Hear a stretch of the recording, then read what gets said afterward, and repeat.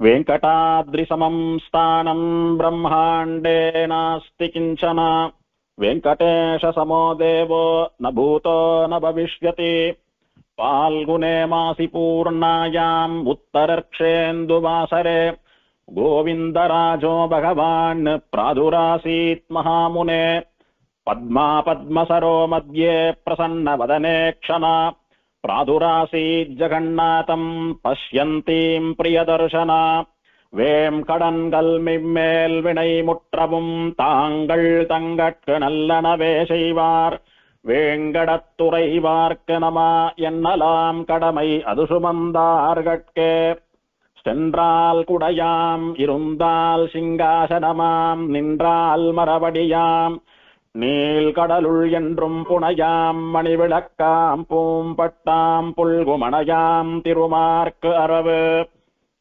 வேங்கடத்துறைவார்க்கு நமஹா. திருவனந்தாழ்வானாலே கபில மகரிஷிக்கு உபதேசம் பண்ணப்பட்டதான ஸ்ரீமத் வெங்கடேஷ அஷ்டோத்தர சதநாமாவலியிலே எம்பெருமான் திருவேங்கடமுடையானுடைய திருமேனி வர்ணனம், அவனுடைய திருமார்பு நாச்சியார் வர்ணனம், இவற்றையெல்லாம் பிரஸ்தாபிக்க வந்த 50வது நாமாவளியை அடுத்தபடியாக 51வது நாமாவளியினுடைய அனுபவம். திரவன்முருகமதாசக்த விக்கிரகாய ஸ்ரீவேங்கடேஷாய நமஹ. இந்த நாமாவளியாலே திருவேங்கடமுடையானுக்கு சொல்லப்பட்ட திருநாமம் திரவன் முருக மதாசக்த விக்கிரகா என்பது. திரவன் முருகமத ஆசக்த விக்கிரகாய ஸ்ரீவேங்கடேஷாய நமஹ. திருவனந்தாழ்வான் இந்த 50வது நாமாவளியிலிருந்து திருவேங்கடமுடையானுடைய திருமேனியை அங்கங்க அனுபவிக்க போறார். அப்ப முதல்ல பெருமாள் தன்னுடைய மேல் 2 திருக்கரங்களாலே சங்க சக்கரங்களை ஏந்தி கொண்டிருக்கிறான். கீழ் 2 திருக்கரங்களாலே ஒரு திருக்கரத்தாலே, அதாவது வலது திருக்கரத்தாலே தன்னுடைய திருவடியை ஆசிரியிக்குமாறு சரணாகதி பண்ணுமாறு காட்டிக் கொண்டிருக்கிறான். அதற்கு வரமுத்திரைன்னு பெயர். அப்படி வலது திருவடியை எம்பெருமான் வலது திருக்கரத்தாலே காட்டக்கூடிய தன்னுடைய திருவடியை ஆசிரியித்து சரணாகதி பண்ணினவர்களுக்கு இந்த சம்சாரம் இடுப்பளவுதான் என்பதை காட்டக்கூடிய ரீதியிலே கீழ் இடது திருக்கையை பெருமாள் இடுப்பளவுதான் என்று காட்டும்படியாக இடுப்பை காட்டியபடி சேவை சாதிக்கிறான். இதற்கு கட்டிஹஸ்தம், இடுப்பை காட்டக்கூடிய கை அப்படின்னு பெயர் தெரிவித்தார்.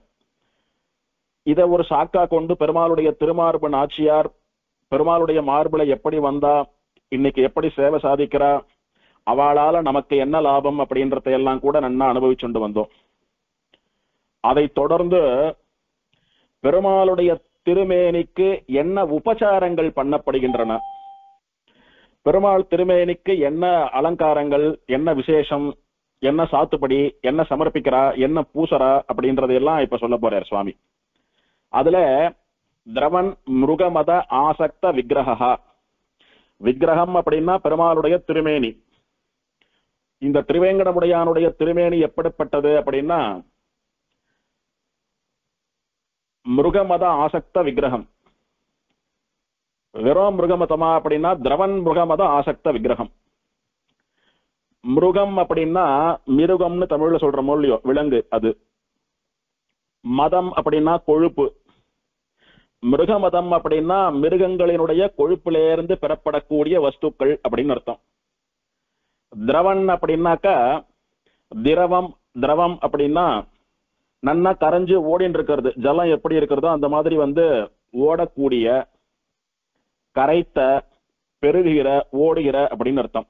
அப்படி லிக்விட் ஃபார்ம்ல ஃப்ளோ ஆகக்கூடியதுன்னு அர்த்தம் திரவன் அப்படின்னா. ஆசக்த அப்படின்னா பூசப்பட்ட. எப்படி பூசியிருப்பா அப்படின்னா திருமேனியில ஒட்டின்னு இருக்கிற மாதிரி பூசணும். வெறும ஜலத்தை எடுத்து அப்படி திருமேனியில சேர்த்தா அது அப்படியே வழிஞ்சு கீழே வந்துடுறது, கொஞ்ச நேரத்துக்கெல்லாம் உலர்ந்து போயிடுறது, ஜலமே இல்லாம போயிடுறது இல்லையோ, அப்படி பூசக்கூடாது. எப்படி பூசணும் அப்படின்னா இந்த திரவத்தை ஓரளவுக்கு லிக்விடா குழைச்சி பூசினா அது உலர்ந்து ஆவிட்டு கூட பெருமாள் திருமேனியிலேயே இருந்துட்டு இருக்கணும். அப்படி பூசப்படக்கூடிய வசந்த வாசனை திரவியங்கள் பெருமாளுடைய திருமேனியிலே நிறைய உண்டு. அப்படி வாசனை திரவியங்களாலே, விலங்குகளிடத்திலே இருந்து பெறப்படக்கூடிய வாசனை திரவியங்களாலே பூசப்பட்ட திருமேனியை உடையவன் அப்படின்னு இந்த நாமாவளியானது சொல்றது. மிருக மதம் அப்படின்னா விலங்குகளிடத்திலிருந்து பெறப்படக்கூடிய கொழுப்புன்னு சொல்றமே. விலங்குகள் ஜீவித்துக் கொண்டிருக்கும் போது எப்படி கொழுப்பு கிடைக்கிறது அப்படின்னு பார்த்தா, இங்க மிருக மதம் அப்படின்னு சொன்னது எல்லா மிருகங்களினுடைய மதம் அல்ல. கஸ்தூரி மான்னு சொல்லக்கூடிய மானிடத்திலிருந்து பெறப்படக்கூடிய கஸ்தூரி அப்படின்ற ஒரு வாசன திரவியம், புணுகு பூனை அப்படின்ற ஒரு வகையான பூனையினிடத்திலிருந்து பெறக்கூடிய புணுகுன்னு சொல்லக்கூடிய ஒரு வாசனை திரவியம். இந்த கஸ்தூரி மான் மற்றும் புணுகு பூனை என்கிற இரண்டு மிருகங்கள், இரண்டு விலங்குகள், அவற்றினுடைய கொழுப்பிலிருந்து பெறப்படக்கூடிய வாசனை திரவியங்களை கரைத்து பூசப்பட்ட திருமேனியை உடையவன் அப்படின்னு அர்த்தம். கொழுப்புன்னு சொல்லக்கூடியது சரீரத்துக்கு உள்ளதான இருக்கும். அந்த பிராணிகள் ஜீவிச்சுட்டு இருக்கிறச்ச அது எப்படி கிடைக்கும், அது போனா விட்டு தானே கிடைக்கும் அப்படின்னா, எல்லா மிருகமும் அல்ல, இந்த ரெண்டு மிருகம்தான் எடுத்துன்றதுக்கு காரணம் ரெண்டு. ஒண்ணு, இந்த மிருகங்களிடத்திலிருந்து பெறப்படக்கூடிய திரவியமானது ரொம்ப வாசனை திரவியம். அதாவது பெருமாளுக்கு சாத்தினோம்னா அந்த இடமே அப்படியே மணக்கும், வாசனை அப்படியே தூக்குறதுன்னு சொல்ற மொழி, அந்த மாதிரி கமகமான்னு 8 திக்கிலும் மனம் கமழும். அப்பேற்பட்ட வாசனையை உடைய கொழுப்புன்றபடினால அதை ரெண்டு மட்டும் சமர்ப்பிக்கிறது. இன்னொன்னு, அந்த ரெண்டு மிருகங்கள் அதை கொன்னோ இல்ல அது போனாவிட்டோ அதுகிட்டே இருந்து இதை எடுத்துக்கிறதுன்ற தோஷம் கிடையாது இதுக்கு. அது உயிரோட ஜீவிச்சுட்டு இருக்கிறச்சையே அதுவா வெளிவிடக்கூடிய விஷயம்.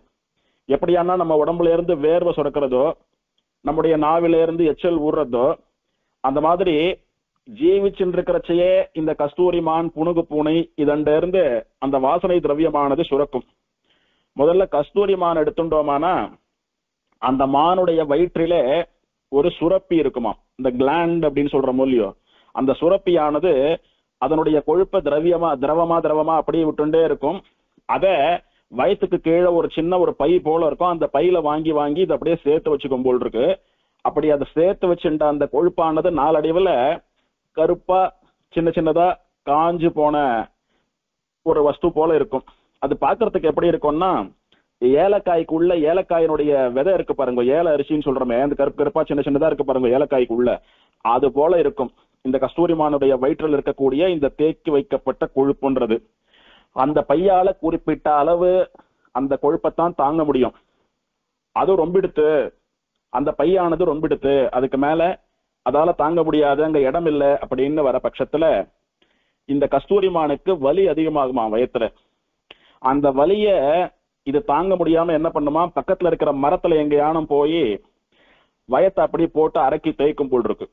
அப்படி தேய்க்கிறச்ச இது வயத்துக்கு வெளியில தொங்கிட்டு இருக்கிற அந்த கொழுப்பு பையானது பாக்குறதுக்கு ஒரு கட்டி போல தொங்கிட்டு இருக்கக்கூடிய அந்த அமைப்பானது அதனுடைய சரீரத்திலிருந்து உதிர்ந்து கீழே விழுந்துடும்.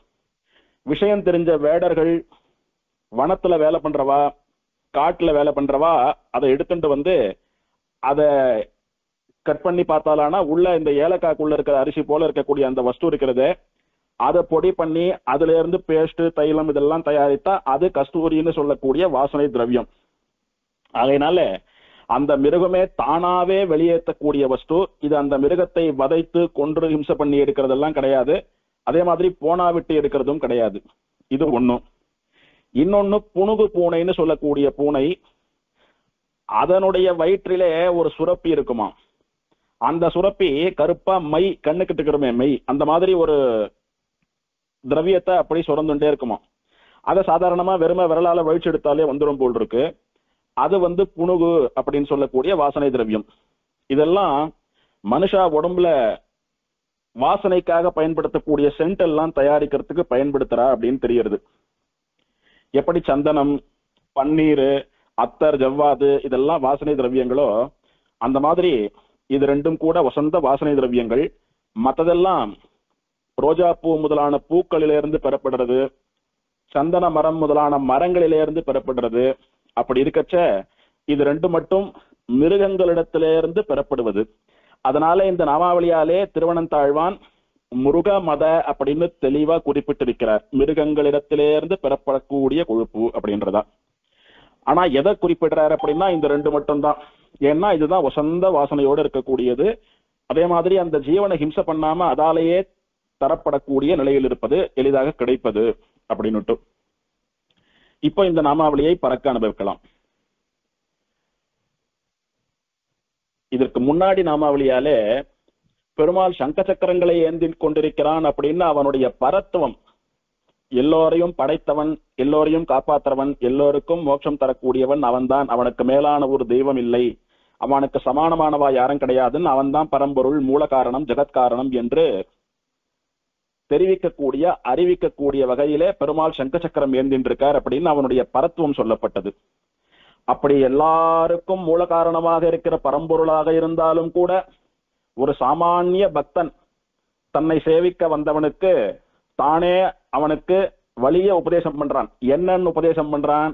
சங்க சக்கரங்களை ஏந்திண்டு மார்புல தாயார வச்சுண்டு நான் பெரிய ஜெகத்காரணமா பரம்பொருளா இருந்தாலும் கூட என்னுடைய இந்த திருவடியை நீ சரணாகதி பண்ணினாயானா உனக்கு இந்த சம்சாரம் இடுப்பளவுன்னு சொல்லக்கூடிய தன்னுடைய 2 கீழ் திருக்கரங்களை வைத்து தன்னுடைய சௌலபியத்தை, எளிமையை காட்டுகிறான் பெருமாள்.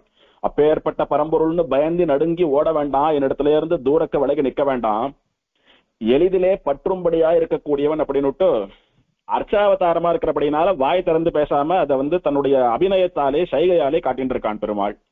ஆக இதுக்கு முன்னாடி நாமாவளியாலே பரத்துவமும் சௌலபியம்னு சொல்லக்கூடிய எளிமையும் வர்ணிக்கப்பட்டது. இப்போ அதே பரத்துவத்தையும் அதே சௌலபியத்தையும் திருவேங்கடமுடையான் விபவாவதாரத்திலே மலையில பல பேருக்கு சேவை சாதித்தோன்னு அப்பப்போ பார்த்துட்டு வர மொழியோ, இவா தபஸ் பண்ணினா, அவ கண்ணுக்கு தெரிஞ்சான், இவாளை காப்பாத்தினா, இவாளுக்கு பிராண அபயம் கொடுத்தான் அப்படின்லாம் பாக்குறோமோ இல்லையோ. அந்த மாதிரி ஒரு இதிகாசம் அப்படின்னா இது நடந்தது அப்படின்னு அர்த்தம். நிஜமாவே நடந்த நிகழ்ச்சி, கட்டுக்கதை அல்ல. அப்படி நடந்த ஒரு இதிகாசத்தை கொண்டு அவனுடைய எளிமையானது மூதலிப்பிக்கப்படுகிறது. மூதலிப்பித்தல் அப்படின்னா நிரூபிக்கப்படுகிறது. சுவாமி அப்பேற்பட்ட பரம்பொருள்னு சொல்லிட்டீங்கோ, அதே சமயத்துல அவன் ரொம்ப சுலபன் எளிமையானவன் சொல்லிட்டீங்கோ.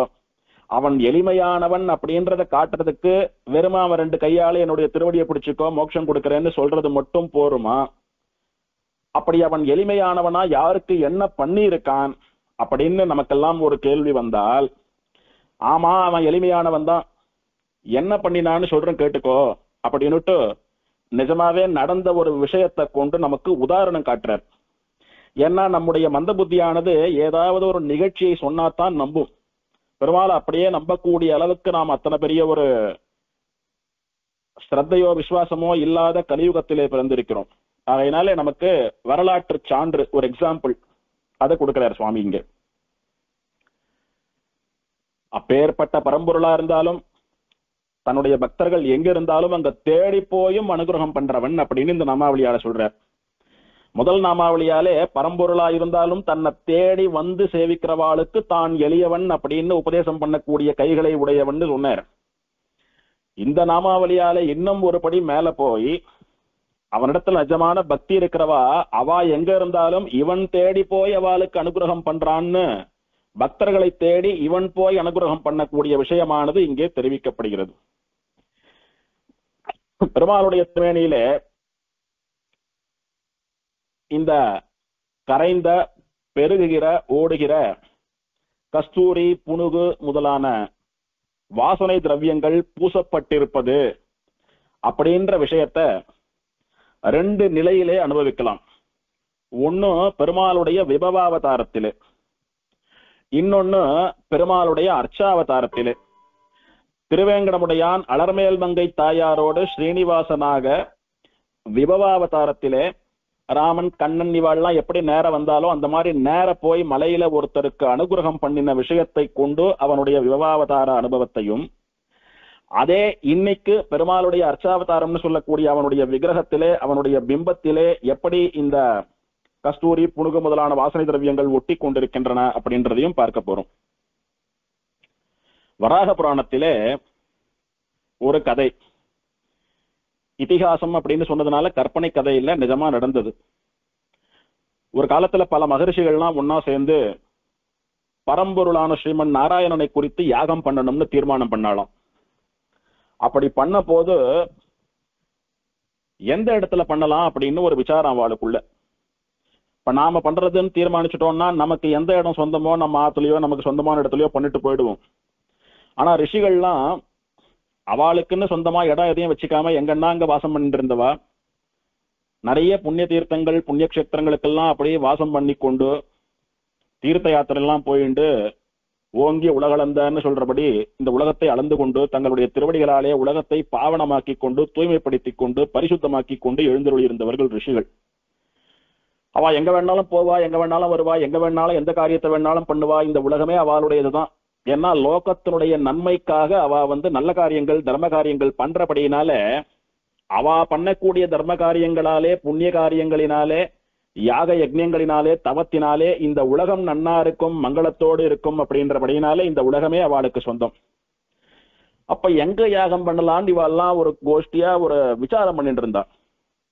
கடைசியில ஒரு தீர்மானத்துக்கு வந்தா. வேங்கடாத்ரி சமம் ஸ்தானம் பிரம்மாண்டே நாஸ்தி கிஞ்சனா. இந்த லோகத்தில் மட்டுமல்ல, இந்த பிரம்மாண்டத்திலே திருவேங்கட மலைக்கு சமமான ஒரு க்ஷேத்திரம் கிடையாது, அதற்கு மிஞ்சிய க்ஷேத்திரமும் கிடையாது, இதுவரைக்கும் இல்லை இனிமேலும் வரப்போவதில்லைன்னு புராணம் சொல்றது சத்தியம். அதனால அந்த மலைக்கு போலாம். சரி, மலையில போய் யாகம் பண்ணலாம், ஆனா சௌகரியங்கள்லாம் உண்டா அப்படின்னு யோசிக்கிறச்ச யாகம் பண்ணணும் அனுஷ்டானங்கள்லாம் பண்ணணும்னா தீர்த்த சௌகரியம் முக்கியம். இத்தனை முறை தீர்த்தமாடணும், அத்தனை முறை தீர்த்தமாடணும், இதுக்கு தீர்த்தம் வேணும், அதுக்கு தீர்த்தம் வேணும். தெளிந்த பெரும் தீர்த்தங்கள் செறிந்த வெறுப்புன்னு சுவாமி சாதித்தபடிக்கு கோடி கணக்கிலே புண்ணிய தீர்த்தங்கள் உண்டு. தீர்த்த சௌகரியத்துக்கு ஒரு குறையும் இல்லை. என்னதான் தீர்த்த சௌகரியம் இருந்து நிறைய தீர்த்தங்கள், ஆறுகள், சுனைகள், தடாகங்கள், அருவிகள் இதெல்லாம் இருந்தாலும் கூட மழை பெஞ்சாத்தானே சுவாமி தீர்த்தங்கள்லாம் நிரம்பி வழியும். மலையில மழையானது எப்படி இருக்கும் அப்படின்னா அதுக்கும் ஒரு குறையும் இல்லை. மாறி மாறாத தன்னம்மலை வேங்கடத்து அண்ணலைன்னு நம்மாழ்வார் சாதிக்கிறார். மாறி மாறாத தன்னம்மலை, மழையானது எப்போதும் நிரந்தரமாக பெய்து கொண்டே இருக்கக்கூடியதான குளிர்ச்சியை உடைய திருவேங்கடமலைன்னு நம்மாழ்வார் பாடினார். அதனால மழைக்கும் ஒரு பஞ்சம் இல்லை. அப்போ தீர்த்த சௌகரியம் நன்னா இருக்கு. யாகத்துக்கு நிறைய சமைத்து விறகுலாம் வேணுமே, எதை வேணாலும் போட்டு யாகம் பண்ணிடுறதா? சாஸ்திரம் சொல்லக்கூடிய வசந்த சில விறகுகளை, குறிப்பிட்ட விறகுகளை கொண்டுத்தானே யாகத்தை பண்ணணும். அந்த ஹோம திரவியங்களான யாகத்துக்குன்னு பயன்படுத்தக்கூடிய சமித்துக்களை கொண்ட மரங்கள்லாம் உண்டா? நிறைய உண்டு மலையில. பெருமாளுக்கு அமுது பண்ணி யாகத்திலே ஹவிசா சமர்ப்பிக்கிறதுக்கு நிறைய பழங்கள்லாம் வேணுமே, புஷ்பங்கள்லாம் வேணுமே, துளசி முதலான இலைகள்லாம் வேணுமே. இருக்கா? எல்லாம் இருக்கு. நிறைய மாவிளை தேவைப்படுமே, மாமரம் இருக்கா? எல்லாம் இருக்கு. தர்ம தேவைப்படுமே, இருக்கா? இருக்கு. இதுக்கு மேல என்ன வேணும்? தேவையான சாமக்கிரிகள் வஸ்துக்கள் எல்லாம் இருக்கிறது. தீர்த்தங்களும் உண்டு. பண்ணக்கூடிய ரிஷிகள் தயாரா இருக்கா? அவளுக்கு யாகம் பண்ணக்கூடிய பிரக்கிரியை, அந்த முறை மந்திரம் இதெல்லாம் நன்னா தெரியும். அவ பக்தியோட கூட்டா வரத்துக்கு திருவேங்கடமுடியான காத்துன்னு இருக்கா மலையில. இதுக்கு மேல என்ன யோசனை அப்படின்னுட்டு இவெல்லாம் தீர்க்கமா இங்கதான் யாகம் பண்றதுன்னு முடிவு பண்ணி திருவேங்கடமலையில பரமபுருஷனான ஸ்ரீமன் நாராயணனை, ஜெகத் காரணமான பரபிரம்மத்தை தியானித்து யாகம் பண்ண ஆரம்பிச்சா. அப்படியே யாகம் நன்னா ஜெகஜோதியா நடந்துட்டே இருக்கிறது. அப்போ இந்த திருவேங்கடமுடையான் என்ன பண்ணினா, ஆனந்த நிலைய விமானத்தின் கீழே விக்கிரக வடிவிலே நின்று கொண்டிருக்கக்கூடிய திருவேங்கடமுடையான் ராமனை போல கண்ணனை போல நிஜஸ்வரூபத்தோட விபவாவதாரத்தோட அப்படியே மனுஷனாட்டம் கிளம்பி வரான் வெளியில. எப்படி வந்தான் அப்படின்னா வேட வேஷம் தரித்து கொண்டு வெளியில வரான். வேட்டையாடக்கூடிய வேடன் எப்படி இருப்பானோ அந்த வேஷத்தை பெருமாள் தரிச்சுண்டு வரார். அகலகில்லேன் இறையும் என்று அலர்மேல் மங்கை உரை மார்பனோ இல்லையோ, தினைத்தனையும் திருமகளை விடாத திருமாலோ இல்லையோ, பிராட்டியும் கூடவே தானே இருந்துட்டு இருப்பா இவனுக்கு. நித்தியான பாயினேம் அப்படின்னு பெருமாளோட ஒரு க்ஷணமும் பிரியாமல் இருப்பவள் பிராட்டின்னு தானே ராமானுஜர் கொண்டாடினார். அப்பேற்பட்ட பிராட்டியும் கூட வரணுமேனா அவளும் வேடுவனுடைய மனைவியாக வேடுவச்சியாக வேஷம் தரித்து கொண்டு அவளையும் கையை பிடிச்சு அழிச்சுட்டு வந்தானாம். அப்படி பெருமாள் ஆனந்த நிலைய விமானத்திலிருந்து வேட வேஷம் தரித்து கொண்டு பிராட்டியையும் வேடுவ வேஷம் தரிக்க செய்து வேடுவ தம்பதிகளா 2 பேரும் அந்த யாகம் பண்ணக்கூடிய யாகசாலைக்கு யக்ஞ வாட்டிகைக்கு வந்து சேர்றா. அப்ப பெருமாள் எப்படி இருந்தார், வேடுவனா வேடுவச்சியா பெருமாள் எப்படி இருந்தார் அப்படின்னு அந்த சேவைய வராக புராணமானது வர்ணிக்கிறது. ஸ்தோபி மாயா ஸ்திரியா சார்த்தம் யஜ்ஞவாட்டமுபாகமத் சுவர்ண சித்ரிதம் வஸ்திரம் வசானஹ சுபதர்ஷனஹ சோஷணீஷஸ்ச கரேணைவ வாமனேச்சுரிகாம் ததத் தாம்பூலேன சுச்சிஸ்னிக்தமந்தஸ்மிதமுகாம்புஜः மிருகோத்தமகந்தேன சுரபீகதிங்முகः புண்டரீகவிசாலாக்ஷः கம்புக்ரீவோ மகாதனுः ஜகன்மோகனசௌந்தர்யः சாக்ஷாத் கந்தர்ப்பசன்னிபः हेमयज्ञोपवीताङ्गः कोमलाङ्गो मनोहरः प्रविवेश सभां याज्ञीं मध्ये वृन्दं மகாத்மனாம் அப்படின்னு ஆச்சரியமா இந்த புராணம் வர்ணிக்கிறது. பெருமாள் எப்படி வந்தானா, மாயா ஸ்திரியா சார்தம். ஸ்திரீ அப்படின்னா பெண் அப்படின்னு அர்த்தம். சார்தம் அப்படின்னா கூடியவனாக. பெண்ணை அழிச்சுட்டு வந்தானா. யார் அந்த பெண்? எல்லோருக்கும் தெரிந்த மாதிரி அலர்மேல் மங்கை பத்மாவதி. அப்ப ஸ்ரீயா சார்தம் அப்படின்னு தாயார் அழிச்சுட்டு வந்தான்னு புராணம் வரலிக்கலாமோ இல்லையோ? ஸ்திரியா சார்தம்னு பெண் அழிச்சுட்டு வந்தான்னு ஏன் சொல்றது? அப்ப அந்த ஸ்திரியான்ற பதத்துக்கு முன்னாடி இருக்கக்கூடிய மாயா அப்படின்ற வார்த்தையை கவனிக்க வேணும். மாயா ஸ்திரியா சார்தம் அப்படின்னா பிராட்டி எப்போதும் எப்படி சேவை சாதிப்பாலோ அப்படி ஒரிஜினலா அவளுடைய தோற்றத்தை ஸ்ரீ மகாலட்சுமி ஸ்ரீதேவின்னு திருமகள் அப்படின்னு அவளுடைய உண்மையான உருவத்தை மறைத்து அவனுடைய மாயையாலே அவளையும் வேடுவச்சியாக மாற்றி, பார்த்தா இவ பிராட்டின்னு தெரியாது, வேடுவச்சின்னு தெரியும். அந்த மாதிரி பர்ஃபெக்டா அந்த வேஷம் பிராட்டிக்கு பொருந்துகிறபடி அவளை மாத்துட்டானான் தன்னுடைய மாயையினாலே. அதனால மாயஸ்திரியா சார்த்தம், வேறு வேஷம் தரித்த வேடுவச்சி போல தோற்றமளிக்கக்கூடிய பிராட்டியுடன் இவன் எப்படி இருக்கான்? சுவர்ண சித்திரிதம் வஸ்திரம், ஸ்வர்ண ரேகைகள் ஸ்வர்ண ஜரிகைகள் இழைக்கப்பட்ட வஸ்திரத்தை சாத்தின்னு இருக்கானாம். வேடுவன்னா என்ன சாத்திப்பான், என்ன உடுத்திப்பான்? ஏதோ மிருகங்களுடைய தோலை உடுத்திக்கிறது, மரப்பட்டைகளை உடுத்திக்கிறது, அந்த மாதிரி காட்டுல என்ன கிடைக்கிறதோ அதுதானே உடுத்திப்பான். இந்த எம்பெருமான் சுவர்ண சித்திரிதம் வஸ்திரம், இவனுடைய வசந்த பட்டு வஸ்திரத்திலே ஸ்வர்ண ரேகைகள், ஸ்வர்ண ஜரிகைகள், ஸ்வர்ணத்தினாலே பண்ணப்பட்ட வேலைப்பாடுகள்லாம் அப்படி தகதகான் மென்றதாம். அப்பேற்பட்ட பொன்னாடையை உடுத்தி கொண்டு ஸ்வர்ணத்தினாலே பண்ணப்பட்ட ஒரு துண்டில தலப்பாகெல்லாம் கட்டிண்டு எம்பெருமான் எழுந்தருள்றானாம். இன்னைக்கும் கூட பெருமாளுக்கு விசேஷ தினங்கள், குறிப்பா புரட்டாசி சிரவணம் அவனுடைய திரு அவதார தினம் அன்னைக்கு, இன்னும் சில விசேஷ நாள்கள் எல்லாம் பெருமாளுக்கு ஸ்வர்ண பீதாம்பரம்னு சாத்துறது உண்டு. அப்படின்னா ஸ்வர்ணத்தினாலே பண்ணப்பட்ட வஸ்திரம். இப்ப பெரிய பணக்காரெல்லாம் கல்யாணம் பண்ணிக்கிறச்ச ஸ்வர்ணத்துல இழைக்கப்பட்ட சேலை புடவை உடுத்திக்கிறா அப்படின்லாம் பேப்பர்ல எல்லாம் பாக்குறோமோ இல்லையோ, அந்த மாதிரி ஸ்வர்ணத்தினாலே பண்ணப்பட்ட வசந்த பீதாம்பரத்தை பெருமாளுக்கு சமர்ப்பிப்பா. அன்னைக்கு பெருமாள் தங்க நிறத்திலே வஸ்திரம் சாத்தி கொண்டு நிறைய நவரத்தனங்கள், வைரம் முதலான வசந்த விலமதிப்பில்லாத கற்கள் இழைத்த சங்க சக்கரங்கள், 2 கையிலையும் பதக்கங்கள், நிறைய கண்ணை பறிக்கக்கூடிய வைர ஆபரணங்கள், நவரத்ன ஆபரணங்களை எல்லாம் தரிச்சென்றிருப்பார். தினம் வெறும தங்க தகட்டினாலே பண்ணப்பட்ட ஆகாசராஜா கிரீட்டத்தை சாத்தின்னு இருக்கிற பெருமாள் அப்போ நிறைய வைரமும் நவரத்னமும் இழைத்த ரத்ன கிரீட்டத்தை சாத்திப்பார். அப்படி பெருமாளுடைய திருவடியிலிருந்து திருமுடி வரைக்கும் மொத்தம் வைரமோ நவரத்னமா மின்னும். என்னைக்கெல்லாம் அந்த ஸ்வர்ண பீதாம்பரம் சாத்திக்கிறாரோ அன்னைக்கெல்லாம். நித்தியப்படி பெருமாளுடைய திருவடியை நாம சேவிக்க முடியாது. பெருமாளுடைய திருவடிகளுக்கு மேல ஸ்வர்ண கவச்சம் இருக்கும்.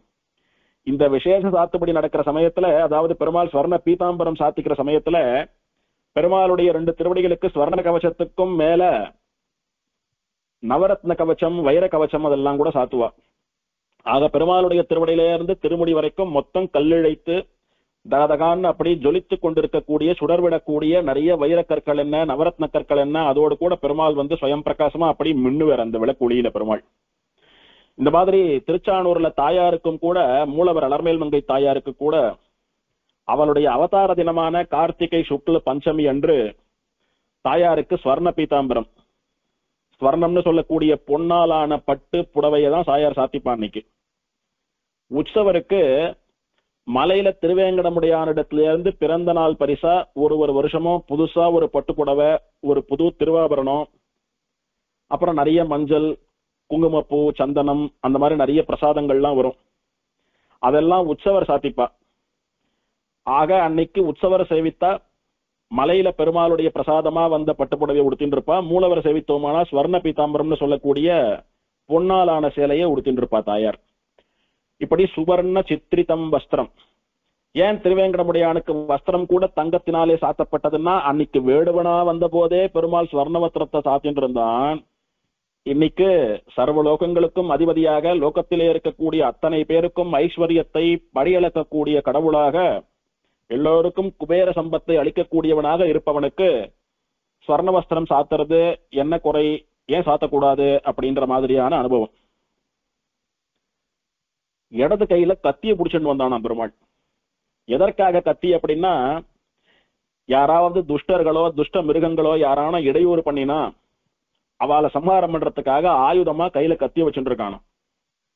அதே மாதிரி இன்னைக்கு மூலவர் திருவேங்கடமுடையான் தன்னுடைய 2 திருவடிக்கு நடுவுல பெருமாளுடைய இடுப்புல இருந்து தொடங்கி பெருமாளுடைய 2 திருவடிகளுக்கு நடுவுல போய் குத்திண்டு நிக்கிறா போல ஒரு வாள் பெருமாளிடத்துல இருக்கும்.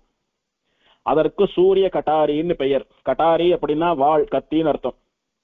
ஏன் அதற்கு சூரிய கட்டாரின்னு பெயர்னா, சூரியனானவன் பெருமாளை சேவிக்க வந்த போது அவன் ஆச்சரியமா ஒரு வாளை பண்ணி பெருமாளுக்கு சமர்ப்பித்து, துஷ்ட சக்திகள் ராட்சசா இவாளெல்லாம் வதம் பண்றதுக்கு இதை கொண்டு பண்ணணும், அடியன் சமர்ப்பித்த வாளை கொண்டு இந்த கத்தியை கொண்டு துஷ்ட சம்ஹாரம் பண்ணினா அடியன் திருப்திப்படுவேன் சந்தோஷப்படுவேன் பெருமாளுக்கு பக்தியா சமர்ப்பித்தானா. அப்படி சூரியன் பக்தியா சமர்ப்பித்த வாளை வாங்கி வச்சுட்டு இருக்காரு பெருமாள் கையில. அவன் கொடுத்த கட்டாரின்றபடினால சூரிய கட்டாரின்னு பெயர் அதற்கு. அத வீரர்கள்லாம் ஆயுதங்களை சித்தமா எப்பவும் கையில வச்சுட்டு இருப்பா. சில நேரங்கள்ல ஓய்வு தேவைப்படுற போது அந்த ஆயுதங்களை கீழே வைப்பாளோ இல்லையோ, அந்த மாதிரி பெருமாள் தன்னுடைய 2 திருவடிகளுக்கு நடுவில் இருக்கக்கூடிய அந்த பத்மபீட்டத்திலே அந்த வாளானது குத்தி கொண்டு நிற்கும்படி அந்த வாள் அப்படியே பெருமாளுடைய இடுப்புல அவன் திருமேனியில மேல சாஞ்சுட்டு இருக்கும். சின்ன குழந்தைகள்லாம் நம்ம கோஷ்டியில நிக்கிறச்ச நம்மள மேல சாஞ்சுட்டு அப்படி நிக்கிறது பாருங்க, அந்த மாதிரி இருக்கும். அது அந்த விக்கிரகத்திலே பெருமாள் இப்போ எண்ணிட்டு இருக்கிற சூரிய கட்டாரிய அப்போ நிஜமா வேடுவனா போன போது இடது கையில பிடிச்சுண்டு வாய் நிறைய தாம்பூலம் போட்டுண்டு செக்கசவேன்னு இருக்கக்கூடிய தாம்பூலம் தரித்த வாயோட மிருகோத்த மத கந்தேன சுரபீக திங்முகா. இதுதான் முக்கியமா யோசிக்க வேண்டிய இங்கே அனுபவத்துக்கான விஷயம். மிருகோத்த மத கந்தேன, கந்தம் அப்படின்னா வாசனை, மிருகோத்த மதம் அப்படின்னா மிருகங்களிலே உத்தமமான சில மிருகங்களினுடைய கொழுப்பிலேருந்து பெறப்பட்ட வாசனை திரவியங்களை விசேஷமா பூசி கொண்டு வந்தான். அது என்ன சுவாமி மிருகங்கள்ல உத்தமமான மிருகங்கள் அப்படின்னா, அப்போ பட்சிகள்ல பக்ஷி ராஜன்னு கருடனை சொல்றோம், கருத்மான் தான் பட்சிகள்ல வசந்த பட்சின்னு சொல்றோம். அதே மாதிரி மிருகங்கள்ல சிங்கத்தை தானே நம்ம வசந்த மிருகம்னு சொல்றோம். அப்படின்னா இங்க நமக்கு விஷயம் என்னன்னா, மிருகத்துல எது உத்தம மிருகம் அப்படின்றது இல்ல, வாசன திரவியத்தை கொடுக்கக்கூடிய மிருகங்கள்ல எது உத்தமமானது அப்படின்னா, சில மிருகங்கள் வாழ்நாளுக்கு பிறகு இல்ல அந்த மிருகத்தை கொன்னா ஏதோ கிடைக்கும்னு கூட ஒரு வாசன திரவியம் இருக்கலாம். ஆனா அதெல்லாம் பெருமாள் உகக்க மாட்டான். யாரையும் சமப்படுத்தாம எது கிடைக்கிறதோ அது பெருமாளுக்கு பிரீத்தி. அப்படி தான் வாழ்ந்து கொண்டிருக்கும் போது தானாவே தரது. பசு எப்படி பால் நாம புழியலைன்னா கூட சுரக்கிறதோ, அந்த மாதிரி இந்த மிருகங்கள் நாம கேட்கலன்னா கூட தானா இந்த வாசன திரவியங்கள்ல உதிர்க்கிறதோ இல்லையோ. அதனால வாசன திரவியங்கள் தரக்கூடிய மிருகங்கள்ல இது உத்தமமான மிருகங்கள். அதனுடைய உடம்புல இருந்து பெறப்பட்ட வாசனை திரவியங்கள் பூசிக்கொண்டு அதனாலே வரக்கூடிய கந்தம்னு சொல்லக்கூடிய நறுமணம் பெருமாள் திருமேனியில வீசறதான். யார் திருமேனியிலே? அந்த வேடுவன் வேடுவச்சியா வந்த ஸ்ரீனிவாசனுடைய திருமேனியிலே. அப்படி அவன் பூசின்றதுனால சுரபீக திங்முகா, 4 திக்குகளிலும் விசேஷமா அந்த வாசனை அப்படி பரவர்தான். பெருமாள் அப்படி புயல் போல ஆசையா நடந்து வரான் வேகமா. வரச்ச அவன் திருமேனியிலே பூசப்பட்ட கஸ்தூரி என்ன புணுகு என்ன இந்த வாசனை திரவியங்கள்லாம் அப்படி சில்லுன்னு வேகமா அடிக்கக்கூடிய குளிர்ந்த காற்றிலே பறந்து பரவி மலையெல்லாம் கூட அப்படியே வாசனை கந்தம் கமழர்தான். சுரபீக திங்முகா, எல்லா திக்குகளிலும் வாசனை பரவுகிறது. புண்டரீக விஷாலாட்சகா, அக்ஷம் அப்படின்னா கண்ணு, விஷாலாட்சம் அப்படின்னா விஷாலமான அகன்ற கண்ணு. புண்டரீகம் அப்படின்னா தாமரை, அகன்று விரிந்த பரந்த தாமரை கண்களை உடையவனாக வந்தான். ஒரு வேடுவனா வந்தான். சாதாரண மனுஷனுக்கு இருக்கிற மாதிரி சாதாரணமா நமக்கெல்லாம் இருக்கிற மாதிரி 2 கண்ணு இருக்கலாமோ இல்லையோ, அப்படி இல்லை. அந்த கண்ணை பார்த்தா இவன் சாட்சாத் புண்டரீகாட்சன் செந்தாமரை கண்ணன் என்றெல்லாம் வர்ணிக்கிற தாமரை போன்ற கண்களை உடைய எம்பெருமான் ஸ்ரீமன் நாராயணன் தான், இவன் பெருமாள் தான் அப்படின்னுட்டு கண்ணை பார்த்தாவே கண்டுபிடிச்சலாம்படி இவாள்லாம் கண்டுபிடிச்சிடலாம்படியாக புண்டரீக விஷாலாட்சம். செவ்வரியோடி புடை பறந்து மிளிர்ந்து செவ்வரியோடி நீண்ட அப்பெரியவாய கண்கள்.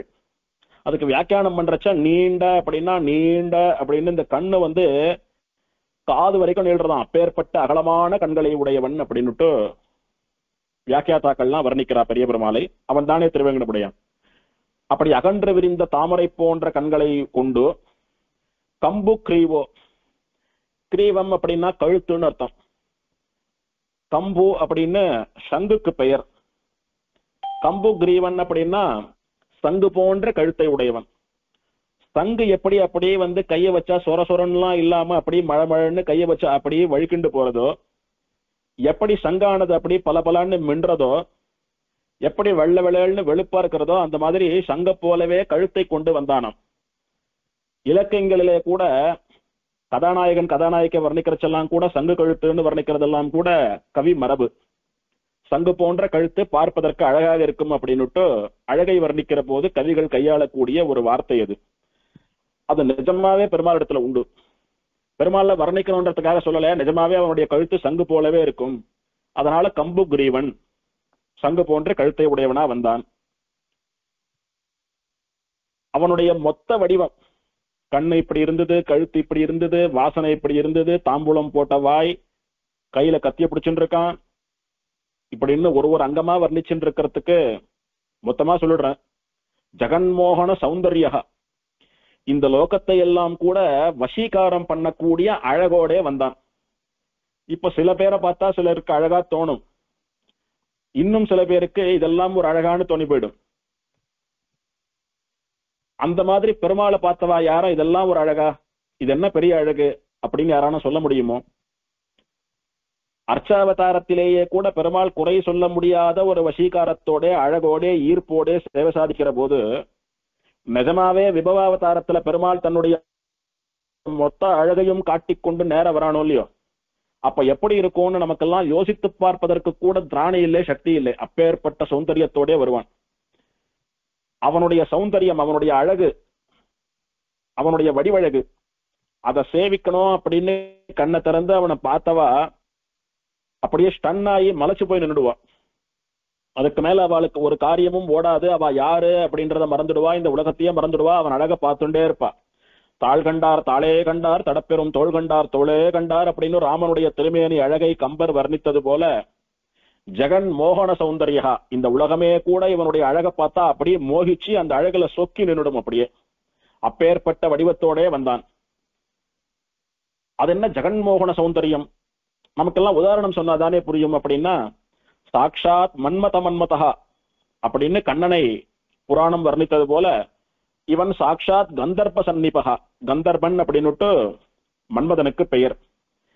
சாக்ஷாத் அந்த மன்மதன் எப்படி இருப்பானோ அந்த மாதிரி பார்க்கிறவாளுடைய கண்ணையெல்லாம் கவரக்கூடிய விதத்திலே பார்த்தவாள் அப்படியே மயக்கிடக்கூடிய ஒரு அழகோடைய கூட பெருமாள் வந்தானாம். சில பேருக்கு இவனை பார்த்தா இவன் அழகா இருக்கான்னு பிடிக்கிறது, சில பேருக்கு அத்தனை அழகா படல சுவாமி இவன் அப்படின்ற பேச்சுக்கு இடமே கிடையாது. ஜெகன்மோகனம், எல்லாரையும் மோகிக்க பண்ணுவான். இவனுடைய அழக நேர பார்த்தான்னா அவ அப்படியே பிளாட். அப்பேற்பட்ட ஒரு அழகோடைய கூட வந்தான். ஹேம யக்ஞோபவீத அங்கஹா, ஹேம ஹேமம் அப்படின்னா ஸ்வர்ணம், பொண்ணுன்னு அர்த்தம். யக்ஞோபவீதம் என்பது பூணல்.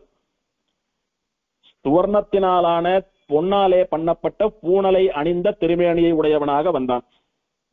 அது என்ன சுவாமி, பெருமாள் விக்கிரகத்துக்கு ஸ்வர்ணத்திலே பூணல் சமர்ப்பித்தா பரவாயில்ல, எப்பேற்பட்ட ராமானுஜரோ தேசிகனோ எப்பேற்பட்ட ஆச்சாரியாளாக இருந்தாலும் கூட பருத்தியிலிருந்து இழைச்சி பெறப்படக்கூடிய நூல்ல பண்ணக்கூடிய பூணலைத்தானே சாத்திக்கிறோம். அதனாலதான் அதுக்கு பூணு நூல் அப்படின்னு பூணூல் பூணல் அப்படின்னு பெயர். அதுக்கு நூல் தானே அது. இவன் என்னமா ஸ்வர்ணத்துல சாத்திட்டு வந்தான் அப்படின்னா, அவன் சர்வேஸ்வரன், எல்லாவற்றையும் படைப்பவன், காப்பவன், எல்லோருக்கும் எல்லா ஐஸ்வர்யங்களையும் தரக்கூடியவன். அவனுக்கு விசேஷமா எது வேணாலும் தகும். அப்படி பார்த்தா நாம் எல்லாம் திருமண் செய்சூர்ணம் இட்டுக்கிறோம். அவன் கஸ்தூரியும் பச்சகற்புரமும் சாத்திக்கிறான். அந்த மாதிரி பெருமாளுக்கு எல்லாமே விசேஷம்தான், எல்லாமே சிறப்பானவைதான். அந்த மாதிரி யக்ஞோபவீதம் கூட ஸ்வர்ணத்திலே சாத்திக் கொண்டு, கோமலாங்கோ மனோகரகா, மிருதுவான அங்கங்களோடு கூட, கோமலம் அப்படின்னா மிருதுவா அப்படின்னு அர்த்தம். ஒரு பச்சை குழந்தைய தொட்டா எப்படி அதனுடைய உடம்பு அப்படி பஞ்ச தொட்டாப்புல அப்படி புசு புசுன்னு இருக்கிறதோ, அந்த மாதிரி ஒரு மிருதுவான சரீரத்தோட கூட மனோகரமாக மனதை மயக்கக்கூடிய விதத்திலே அழகோட பெருமாள் பிரவிவேஷ சபாம் யாக்னீம் மத்தியே பிருந்தம் மகாத்மனாம். பிரவேசிக்கிறான். பிரவேசிக்கிறதுனா என்ன? நுழையறான். எங்க நுழையறான் அப்படின்னா, மகாத்மனாம் பிருந்தம் மத்தியே யாக்னீம். பெரிய மகாத்மாக்களான மகரிஷிகள் பிருந்தம் சபையா கூட்டம் கூட்டமா சேர்ந்து யாகம் பண்ணிட்டு இருக்கக்கூடிய அவளுடைய யாகம் பண்ணக்கூடிய யக்ஞ வாட்டிகை வேள்வி சாலைக்குள்ள நுழையறானாம் பெருமாள். எப்படி நுழைஞ்சான் பெருமாள்? மாறு வேடத்திலே வேடுவச்சியாக இருக்கக்கூடிய பிராட்டிய கையை பிடிச்சு அழிச்சுண்டு, ஸ்வர்ண பீதாம்பரம்னு சொல்லக்கூடிய பொன்னாலான வஸ்திரத்தை தரித்துக் கொண்டு, இடது கையிலே கத்தியை ஏந்தி கொண்டு, வாய் நிறைய தாம்பூலத்தை போட்டுண்டு சக்கச்சவேல் இருக்கிற வாயோட கூட, மந்தஸ்மித முகாம்புஜகா, முகத்திலே ஒரு லேசான புன்முறுவல் இருக்கக்கூடிய ஒரு அழகு. சிரிப்புன்னு சொல்லக்கூடியது நம்முடைய அழகை வெளிப்படுத்துவது. அதுல நன்னா வாய் விட்டு ஆஹா ஓஹோன்னு சிரிக்கிறத காட்டிலும் மந்தஸ்மிதம்னு சொல்லக்கூடிய லேசான புன்முறுவல், ஒரு புன்னகை எல்லோராலும் எப்போதும் விரும்பக்கூடிய அழகை, எல்லோராலும் எப்போதும் ரசிக்கக்கூடிய அழகை தரும். அந்த மாதிரி எத்தனை அர்ச்சாவதார எம்பெருமான்கள் முகத்துல புன்னகையோட லேசான புன்முறுவலோட சேவை சாதிக்கிறா. வடுவூர் ராமன் என்ன, இப்படி எத்தனை பெருமாள் அப்படி சிரித்த முகத்தோட புன்னகையோட கூட சேவை சாதிக்கிறா. அந்த மாதிரி மந்தஸ்மித முகாம்புஜம், அவனுடைய முகம் தாமரை போல இருக்கிறதாம். எப்பேற்பட்ட தாமரை அப்படின்னா, லேசான புன்முறுவல் பூக்கக்கூடிய தாமரை. தாமரை கூட எப்படி இருந்தா பிடிக்கும் நமக்கு? அந்த மொட்டு லேசா அப்படி மலர்ந்திருந்தாதான் ரொம்ப பிடிக்கும் நமக்கு. நன்னா அப்படி விரிஞ்சு தொங்கிண்டு வாடி போயிருந்தா அத்தனை பிடிக்காதோ இல்லையோ? அந்த மாதிரி லேசான புன்முறுவலோடு கூட தாமரை போன்று இருக்கக்கூடிய முகத்தோடு கூட, முருகோத்தமத கந்தேன, கஸ்தூரி புனுகு இந்த மாதிரி வாசன திரவியங்கள் எல்லாம் பூசிண்டு அந்த வாசனை 8 திக்குகளிலும் பரவும்படியாக, தாமரை போன்று அகன்று விரிந்த கண்களை உடையவனாக, சங்கை போன்ற கழுத்தோடு கூட, உலகத்திலே இருக்கக்கூடிய எல்லோரையும் மோகம் கொள்ளக்கூடிய, மோகிக்கக்கூடிய, அவள் அப்படியே மயக்கக்கூடிய அழகோடு கூட, சாட்சாத் மன்மதனோய்வன் என்று ஆச்சரியப்படும்படியாக ஸ்வர்ண யக்ஞோபவீதம்னு சொல்லக்கூடிய தங்கத்தினாலான பூணூலை தரித்துக் கொண்டு, மிருதுவான அங்கங்களோடு கூட, நல்ல அழகோடு எல்லோரையும் வசீகரிக்கக்கூடிய விதத்திலே மகான்களான மகரிஷிகள் எல்லோரும் பிருந்தமாக கூட்டமாக யாகம் பண்ணி கொண்டிருக்கக்கூடிய அந்த சபைக்குள்ளே நுழைகிறான் பெருமாள். அப்படின்னுட்டு வராக புராணம் இந்த மகரிஷியனுடைய யக்ஞ வாட்டிகைக்கு பெருமாள் எழுந்தருளினதை, அந்த அழகை வர்ணித்தது. இந்த பெருமாள் எழுந்தருளின அழகை வர்ணித்த ஸ்லோகத்திலே முருகோத்தமத கந்தேன அப்படின்ற அந்த ஒரு பதம் தான் திருவனந்தாழ்வான் இந்த 51வது நாமாவளியாலே சொல்லப்படக்கூடிய விஷயத்துக்கு அடி. அதை எடுத்து அப்படியே இங்க எக்ஸ்பிளைன் பண்றார் சுவாமி. மிருகோத்தமத கந்தேனா, மிருகங்களினிடத்திலேருந்து பெறப்படக்கூடிய வாசனை திரவியங்களை பூசிக்கொண்டுன்னு சொன்னாரோ இல்லையோ, அத அன்னைக்கு எப்படி பூசிட்டு போனா இன்னைக்கு எப்படி பூசிட்டு சேவை சாதிக்கிறான்றத விளக்குவதற்காக இந்த நாமாவளி. அன்னைக்கு அப்படி பெருமாள் அவளுடைய யாகசாலைக்கு போய் நின்றானா, நின்ன போது யாகம் பண்ணி கொண்டிருக்க ரிஷிகள் என்ன பண்ணினான்னா, யார் யார் என்னென்ன பண்ணிட்டு இருந்தாலும் அந்த காரியங்கள்லாம் அப்படியே நின்று போயிடுச்சு. இவன் இவ்வளவு அழகோட வந்தத, பிராட்டியோட கூட வந்தத, 2 பேருடைய அழக பார்த்த ரிஷிகள் அப்படியே வாயடிச்சு போய், யாரெல்லாம் ஹவிஸ் சமர்ப்பிச்சுட்டு இருந்தாலோ ஹவிஸ் சமர்ப்பிக்கிற மாதிரியே அப்படியே போல நின்னுட்டா. வேத மந்திரங்கள் சொல்லிட்டு இருந்தவா எங்க மந்திரத்தை விட்டோன்னு கூட தெரியாம அப்படியே மந்திரத்தை மறந்து மெய் மறந்து அப்படியே நின்று போயிட்டா. யார் யார் என்னென்ன காரியம் பண்ணிட்டு இருந்தாலும் அந்த காரியத்தை மறந்து அப்படியே மெய் மறந்து நின்னுட்டா. உலகமே ஏங்கலேன்னு சொல்லக்கூடிய அளவுக்கு அப்படியே நின்னுடுறா. அதுக்கப்புறம் கொஞ்ச நேரம் கழிச்சு சுயநினைவுக்கு வந்து கொஞ்சம் தங்களை தேர்த்திண்டு, இப்படி இருக்காளே வா யாருன்னு தெரிஞ்சுக்கணும்ன்ற ஆவலோட சில மகரிஷிகள் பெருமாள் தாயார் கிட்டக்க வரா, அந்த வேடுவன் வேடுவச்சு கிட்டக்க வரா. வந்து, நீங்க 2 பேரும் யாரு, உங்களுக்கு எந்த ஊரு, உங்களுக்கு அம்மா அப்பா யாரு, உங்களோட பேர் என்ன அப்படின்னு ஒருத்தர் ஒரு கேள்வியை கேட்டுட்டே இருக்கா வாழண்ட. வந்தவா யாருன்னு தெரிஞ்சுக்கணும் அப்படின்னு. அப்ப பெருமாள் வாயை திறந்து பதில் சொல்றார், எனக்கு அம்மா அப்பான்னு யாரும் கிடையாது, எனக்கு பேர் ஒன்னா இருந்தா இதுதான் என்னுடைய பேருன்னு சொல்லிடுவேன், எனக்கு பல பலவே ஆபரணம் பேரும் பல பலவேன்னு நிறைய பேர் இருக்கு, எதுன்னு சொல்றது, அந்தர்பகிஷ்ட தத் சர்வம் வியாபிய நாராயணஸ்திதகான்னு வேதங்கள்லாம் என்ன கொண்டாடுறபடினால இதுதான் என்னுடைய நிலையான இருப்பிடம்னு சொல்றதுக்கு இல்ல, எல்லா இடத்துலயும் நான் இருக்கேன், அதனால இதுதான் ஊர் அப்படின்னு சொல்லிட முடியாது. எல்லாம் என்னோட ஊர் தான், எங்கும் நான் இருக்கேன், எங்கும் இருப்பேன். இப்ப நான் வேடுவன் வேடுவச்சியா வந்ததுனால இதுதான் எங்களுடைய ரூபம்னு நினைச்சு நீங்க அப்படியே குழம்பிட வேண்டாம், நம்பிட வேண்டாம், ஏமாந்துட வேண்டாம். எந்த உருவத்தை வேணாலும் நாங்க எடுத்துப்போம். பேர் கிடையாது, ஊர் கிடையாது, இதெல்லாம் போட்டோம். நான் எதுக்கு இங்க வந்தேன் தெரியுமா? இவ்வளவு ஆசையா யாகம் பண்ணக்கூடிய மகாத்மாக்களான ரிஷிகளே, பக்தர்களே, உங்களை பார்க்கறதுக்காக உங்களை தேடி நான் வந்தேன் அப்படின்னு சொன்னார். இவாளுக்கு பெருமாளை அத்தனை அழகோட நேரம் சேவிச்சதுல ஜெகன் மோகன சௌந்தரியம்னு மோகத்தை தரக்கூடிய அழகோல்ய பெருமாளுடையது. இவெல்லாம் மோகிச்சு போயிட்டா மயங்கி கிடக்கிறா. தேன்ல விழுந்த ஈயானது எப்படி அப்படியே மயக்கத்துல இருக்கோ அந்த மாதிரி மயக்கத்துல இருக்கா எல்லாரும். இப்போ இவன் சொன்ன இந்த லட்சணங்கள், இவன் திருமேனியில இருக்கக்கூடிய லட்சணங்கள், இதெல்லாம் பார்த்தா இவன் தான் பரம்பொருள்னு தீர்மானத்துக்கு இன்னும் வந்துடலவா. அப்படி தான் தான் பரம்பொருள் என்பதை இவாளுக்கு காட்டுறதுக்காக பெருமாள் என்ன பண்ணானா, வசந்த சாஸ்திர விஷயங்களை எல்லாம் பத்தி பேச ஆரம்பிச்சானா. பொதுவா ரிஷிகள், ஆச்சாரிய புருஷர்கள், பிராமணோத்தவர்கள்லாம் உற்சவங்கள்லாம் நடக்கிற போது பெருமாளுக்கு நடக்கக்கூடிய உற்சவங்கள், திருமஞ்சனம், வாகன புறப்பாடு, வீதி புறப்பாடு, பிரபந்தம் சேவிக்கிறது, வேதம் சேவிக்கிறது, பெருமாள் பத்தி உலாத்தல், இந்த மாதிரி பெருமாளுக்கு அர்ச்சாவதார பெருமாளுக்கு நடக்கக்கூடிய விஷயங்கள்லாம் நடக்கிறச்ச பெருமாள் கூடவே இருந்து எல்லாத்தையும் பண்ணி வைப்பா, நடத்தி வைப்பா, தாங்களும் அனுபவிப்பா. அது ஆயிடுத்து அப்படின்னா சாட்டு தூங்குறதுன்றது கிடையாது. பெருமாள் உற்சவம் இல்லாத சமயத்துல இவாளுடைய அனுஷ்டானங்கள், சந்தியாவந்தனமோ ஸ்நானமோ ஜபமோ, இதெல்லாம் கூட உற்சவம்ன்றதுக்காக எதையும் குறைத்துக் கொள்ளக்கூடாது. அதையும் தகுந்த சமயம் பார்த்து சரியா பண்ணிடணும். இவா அந்தந்த வேலைக்கு பண்ண வேண்டிய ஆச்சார அனுஷ்டானங்களை எல்லாம் விடாம பண்ணணும். ஆத்து பெருமாளுக்கு திருவாராதனம் பண்ணணும், தலையம்சம் பண்ணணும். இவா நன்னா வயத்துக்கு சாப்பிடணும். 2 வேளை நன்னா இவ ஆகாரம் சாப்பிட்டாதான் 10 நாளும் கண் முழிச்சு பெருமாளுக்கு சமயத்துல எல்லாத்தையும் தொடர்ந்து ஒரு யாகம் போல உற்சவத்தை நடத்தி முடிக்க முடியும்.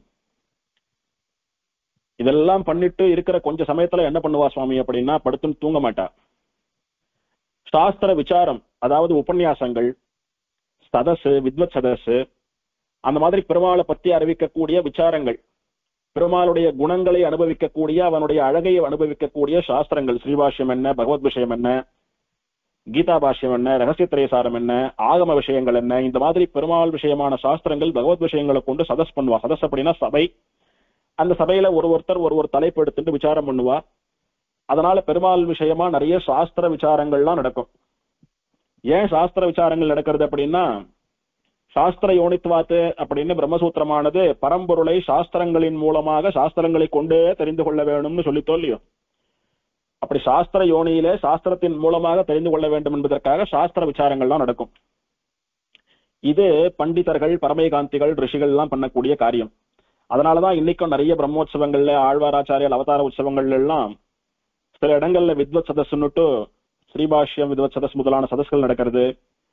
பல இடங்கள்ல உபன்யாசங்கள் நடக்கிறது. சதஸ்ல சாஸ்திரம் வாசிச்சவா காலக்ஷேபம் பண்ண பண்டிதர்கள் மட்டும்தான் பங்கு கொள்ள முடியும். அவளுக்கு தான் அந்த அனுபவம் புரியும். அப்ப எல்லோருக்கும் பகவத் அனுபவமானது கிடைக்க வேணும் அப்படின்னா சர்வ ஜன ரஞ்சகமாக எல்லோருக்கும் ரசிக்கும்படியாக உபன்யாசங்கள் பண்ண வேணும். அதனால உபன்யாசங்கள் பண்ணா, இங்க சதஸ்ல 10 பேர் இருக்கான்னா உபன்யாசத்தை 100 பேர் 1000 பேர் கேட்பா. சில இடங்கள்ல சதஸும் நடக்கும், உபன்யாசமும் நடக்கும். அந்த மாதிரி பெருமாளை அந்த முழுக்க அந்த 10 நாள் அப்படின்னா அந்த 10 நாள் அப்படியே அவனுக்கே அற்று தீர்ந்துன்னு பெருமாளுக்காகவே விட்டுடணும். அந்த 10 நாள் நாம சாப்பிடுற நேரம், தூங்குற நேரம், அனுஷ்டானம் பண்ற நேரம் தவிர மற்றதெல்லாம் பெருமாள் விஷயமாவே, பெருமாள் சம்பந்தப்பட்டே கழியணும் அந்த காலம். அப்பேற்பட்ட வசந்த விசாரம்ன்றதுதான் சாஸ்திர விசாரம். ரிஷிகளை பார்த்த உடனே பெருமாளுக்கு சாஸ்திர விசாரம் பண்ணணும்ன்ற ஆசை வந்துட்டு இவனாவே சாஸ்திரத்தை பத்தி விசாரிக்க ஆரம்பிச்சுட்டான். சாஸ்திர விஷயங்கள்லாம் பத்தி பேச ஆரம்பிச்சுட்டான். இவனுக்கு என்ன அவ்வளவு சாஸ்திரம் தெரியுமா அப்படின்னா,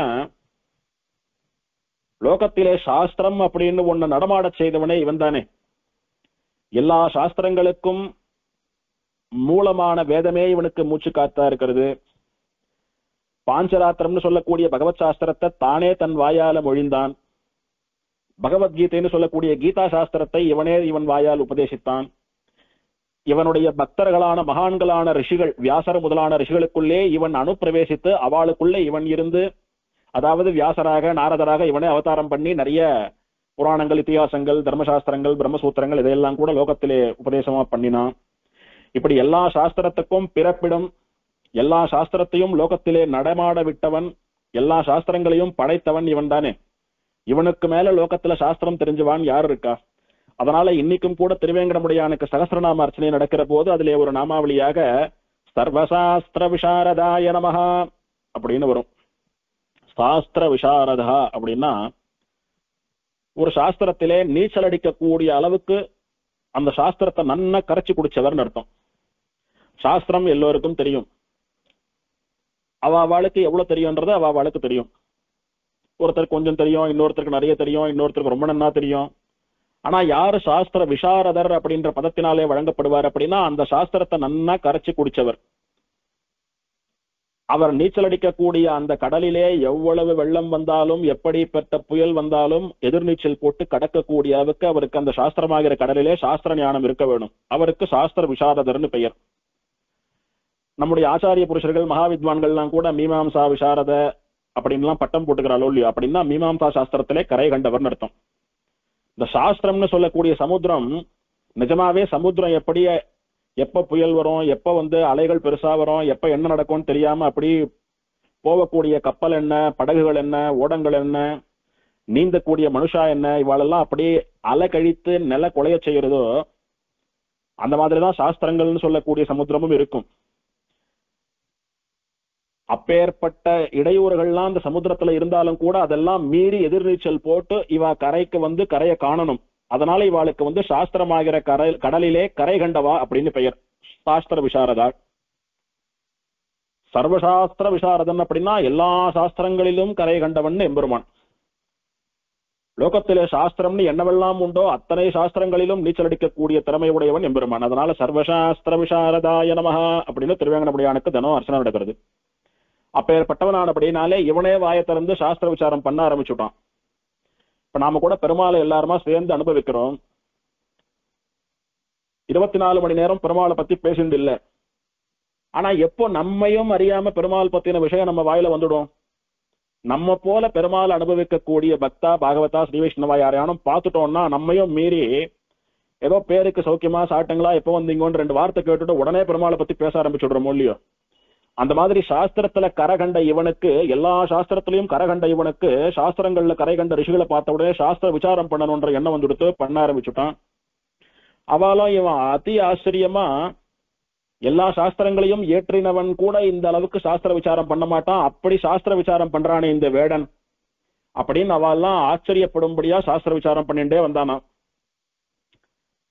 இப்படி பண்ணிட்டே இருக்கிற சமயத்துல அந்த யாகம் பூர்ணமாகிற சமயம், பூர்ணாகுதி நடக்கக்கூடிய சமயம், அந்த யாகத்திலே முக்கியமான அங்கமான வபா ஹோமம்னு சொல்லக்கூடிய வபைய கொண்டு ஹோமம் பண்ணக்கூடிய சமயம் வந்துடுத்து.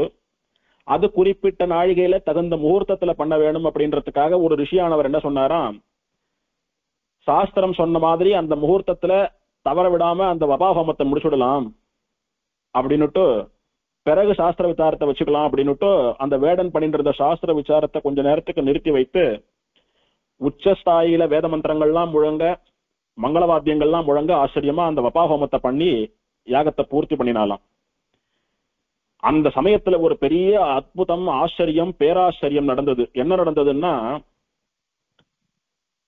யாகத்துல நாம என்ன பண்றோம், எதையெல்லாம் எம்பெருமான் நமக்கு கொடுக்கறானோ அதையெல்லாம் இதெல்லாம் என்னுடையது இல்ல, எல்லாம் உன்னுடையது, அதனால உனக்கே சமர்ப்பிக்கிறேன்னுட்டு அவன் நமக்கு கொடுத்த வஸ்துக்கள்ல இருந்து கொஞ்சம் வஸ்துக்களை எடுத்து அவன் பேரை சொல்லி இது என்னுடையதல்ல உனக்கேன்னு சொல்லி சமர்ப்பிக்கிறதுக்கு தான் யாகம்னு பெயர். அப்படி எதையெல்லாம் நாம ஸ்வாகா ஸ்வாகான்னு சொல்லி யாகத்துல சமர்ப்பிக்கிறோமோ அதெல்லாம் கூட எம்பெருமான் ஏந்தி கொள்வான், அவன் வாங்கிப்பான் பெருமாள். அப்படி ஒரு யாகம் நடக்கிறச்ச பல தேவதைகளுக்கு அந்தந்த தேவதைகளுக்கு என்னென்ன பங்கு உண்டோ அந்த அபிசெல்லாம் அந்த தேவதையினுடைய பெயரை சொல்லி அதில் போடுவா. அதை அந்த தேவத்தை வாங்கிக்கோ நேர. ஹோமத்திலே அக்னியானவன் எந்தெந்த தேவதைக்கு என்னென்ன சொல்லி நம்ம அக்னியில போடுறோமோ அதெல்லாம் வாங்கிட்டு போய் இவன் கொடுப்பான். அதுவே யாகத்திலே எந்தெந்த தேவத்தினுடைய பெயரை சொல்லி என்னென்ன போடுறோமோ அதை அந்த தேவத்தையே வாங்கிக்கும். இதற்கு முன்னாடி யுகங்கள்ல எல்லாம் ஒரு யாகம் நடக்கிறது அப்படின்னா அந்த யாகசாலைக்கு இந்திரன் வருவான், அக்னி வருவான், வாயு வருவான். அவள்லாம் வரச்ச யாகம் பண்றவர் அந்த ரிஷிகள் அந்த வாத்தியார் அவா மட்டும் இல்லாம அந்த யாக குண்டத்துல யாகசாலையில யாரெல்லாம் இருக்காலோ அத்தனை பேரும் அவளை பார்க்கலாமா நேரையே. அந்த மாதிரி இதுக்கு முன்னாடி யுகங்கள்ல இருந்தவாள்லாம் சாதாரணமா நம்மளை போல இந்திரனை சந்திரனை எல்லாம் பார்த்தவா நேரம். இப்ப கலியுகமானபடினாலே அவள்லாம் இன்னைக்கு வரா வாங்கிக்கிறா, நம்ம கண்ணுக்கு தெரிய மாட்டா, அவ்வளவுதான். அப்போ அந்த தேவத்தையினுடைய பெயரை சொல்லி ஸ்வாகான்னு சொல்லி அர்ப்பிக்கிற போது அந்த தேவத்தை வந்து எனக்கு தான் வாங்கிக்கிறதோ இல்லையோ, அப்படி எல்லா தேவத்தையும் வந்து வாங்கிண்டாதான் அந்த யாகமானது பூர்த்தி பெறும், அந்த பலன் கிடைக்கும். அப்போ அந்த யாகத்தினுடைய ஹிருதயம் போல முக்கியமான அங்கமாக அந்த வபா ஹோமம் நடக்கிற போது எந்த தேவத்தையை உத்தேசித்து எந்த தேவத்தையை குறித்து இந்த யாகம் நடக்கிறதோ அந்த தேவத்தை வந்து வாங்கிக்கணும். இவ பரம புருஷனான ஸ்ரீமன் நாராயணனை குறித்து வேதம் சாஸ்திரம் வகுத்த ரீதியிலே வசந்த யாகத்தை பண்ணி கொண்டிருக்கிறார்கள். இவா பண்ற வபா ஹோமத்திலே இவா சமர்ப்பிக்கக்கூடிய வபையை யார் வாங்கிக்கணும்? பரம்பொருளான ஸ்ரீமன் நாராயணன் தானே வாங்கிக்கணும். அவன் தானே சாட்சாத்தா வேடன் வேடுவச்சியா பெருமாளும் பிராட்டியுமா வந்திருக்கா. இப்ப என்ன பண்ணானா, தங்களுடைய வேடன் வேடுவச்சின்ற உருவத்தை மறைத்து கொண்டு தன்னுடைய நிஜஸ்வரூபத்திலே சங்கு சக்கரங்களை ஏந்தி கொண்டு பஞ்சாயுதங்களை தரித்துக் கொண்டு மார்பிலே கௌஸ்துப ரத்னம் மகாலட்சுமி இவாளெல்லாம் துலங்க அருகிலே அலர்மேல் மங்கை தாயாருடைய கடத்தை பற்றி கொண்டு சர்வ ஆபரண பூஷிதனா எல்லா ஆபரணங்களையும் தரித்துக் கொண்டு எல்லா ஆயுதங்களையும் ஏந்தி கொண்டு பெருமாள் தன்னுடைய நிஜ ரூபத்தை மகரிஷிகளுக்கெல்லாம் காட்டி அந்த யாக அக்னியிலிருந்து வெளியில வந்தானா. இவ சாஸ்திர விசாரத்தை நிறுத்தி வச்சுட்டு வபா ஹோமம் பண்ணணும்னு மந்திரங்களை சொல்லி வபா ஹோம பிரக்கிரியை அந்த ப்ரொசீஜர் எல்லாம் ஃபாலோ பண்ணி அந்த காரியங்கள் ஆரம்பிச்சுட்டா. அதனால இந்த வேடனை எல்லோரும் மறந்துட்டா ஒரு க்ஷணம். இந்த வேடன் என்ன பண்றான், இந்த வேடு வச்சு என்ன பண்றான், இந்த முக்கைவாளுடைய பார்வை திரும்பல. யாகமானது நல்ல ரீதியில குறிப்பிட்ட சமயத்துக்குள்ள தகுந்த முறையில பூர்த்தி அடையணும்னு இவாளுடைய கான்சென்ட்ரேஷன் எல்லாம் அதுலயே இருக்கு. இப்போ அந்த சமயத்திலே மாயாவி பரமானந்தம்னு புராணம் வர்ணித்தது போல மாயாவியான பெருமாள் தன்னுடைய மாயையினால என்ன பண்ணா, அந்த வேடன் வெடுவச்சியா நின்றவா ஒரு க்ஷணத்துல அங்க இருந்து மறைந்து தங்களுடைய நிஜஸ்வரூபத்தை காட்டிக்கொண்டு எல்லா ஆயுதங்கள் எல்லா ஆபரணங்களோடு கூட இந்த யாகசாலையில அந்த யாக குண்டத்தில இருக்கக்கூடிய யாக அக்னியில இருந்து வெளியில வந்தானா. வந்து பெருமாள் தன்னுடைய கையை ஏந்தி இவா சமர்ப்பித்த அந்த வப்பையை ஸ்வாகான்னு சொல்லி சமர்ப்பித்த அந்த வப்பையை தன்னுடைய கையில வாங்கிண்டானா. தன்னுடைய 2 கைகளையும் ஏந்தி வாங்கிண்டானா. அதே மாதிரிதான் பிரம்மா யாகம் பண்ணின போது, அஸ்வமேத யாகம் பண்ணின போது தேவ பெருமாள் அந்த யாக குண்டத்திலிருந்து வெளியில வந்து தன்னுடைய 2 கரங்களாலே பிரம்மா பண்ணின அந்த வபாஹோம வப்பையை தன்னுடைய கையிலாலே வாங்கிட்டான். அப்படி வாங்கிக்கணும், அப்பதான் அந்த யாகம் பூர்த்தி ஆறுது, அவன் நல்லபடியா யாகம் பண்ணியிருக்கான்னு அர்த்தம், அந்த யாகத்துக்கான பலன் கிடைக்கும். வபா பரிமளோல்லாச வாசிதாதர பல்லவம் அப்படின்னு தேவ பெருமாளுக்கு ஸ்லோகம். அப்படி அந்த வபைய பெருமாள் வாங்கிக்கணும்ன்றதுதான் யாகம் பூர்த்தி ஆச்சு அப்படின்றதுக்கான அடையாளம். அப்ப பெருமாள் நேரம் வந்து வாங்கிட்டான். இவாளுக்கெல்லாம் அத்தனை சந்தோஷம். கோடி சூரியனுக்கு சமானமான தேஜஸ் பெருமாள் தாயாருடைய திருமேனியில் அப்படி ஜொலிக்கிறதான் தகதகான்னு. ஒரு சூரியனையே நம்மால ஒரு க்ஷணம் நேர பார்க்க முடியல. கோடி சூரியன்களுடைய தேஜஸை கொண்டு பெருமாளும் பிராட்டியும் யாக குண்டத்திலே அந்த யாக அக்னியிலே சேவை சாதித்து கையை ஏந்தி அவிச வாங்கிண்டா. இப்ப நமக்கு என்ன ஞாபகம் வரணும்? இந்த திருவேங்கடமுடையான் திருமலையிலே விஸ்வரூப தரிசனம் காட்டிய போது அந்த திருமேனியிலிருந்து வந்த அந்த பெரிய தேஜஸை சகித்துக் கொள்ள முடியாமல் பிரம்மா முதலான தேவர்கள் எல்லாம் கூட அப்படி கண்ணு கூச்சி பெருமாளை சேவிக்க முடியாம தலையை தொங்க போட்டு நின்னாலே அது ஞாபகம் வரணும். பிரம்மாதி தேவ துர்தர்ஷ விஸ்வரூபாய ஸ்ரீ வெங்கடேஷாய நமஹா. பிரம்மா முதலான தேவர்களாலே கூட சகித்துக் கொள்ள முடியாத, ஜீரணித்துக் கொள்ள முடியாத, நேர பார்க்க முடியாத அப்பேற்பட்ட தேஜஸோடு கூட அந்த விஸ்வரூபம் இருந்தது.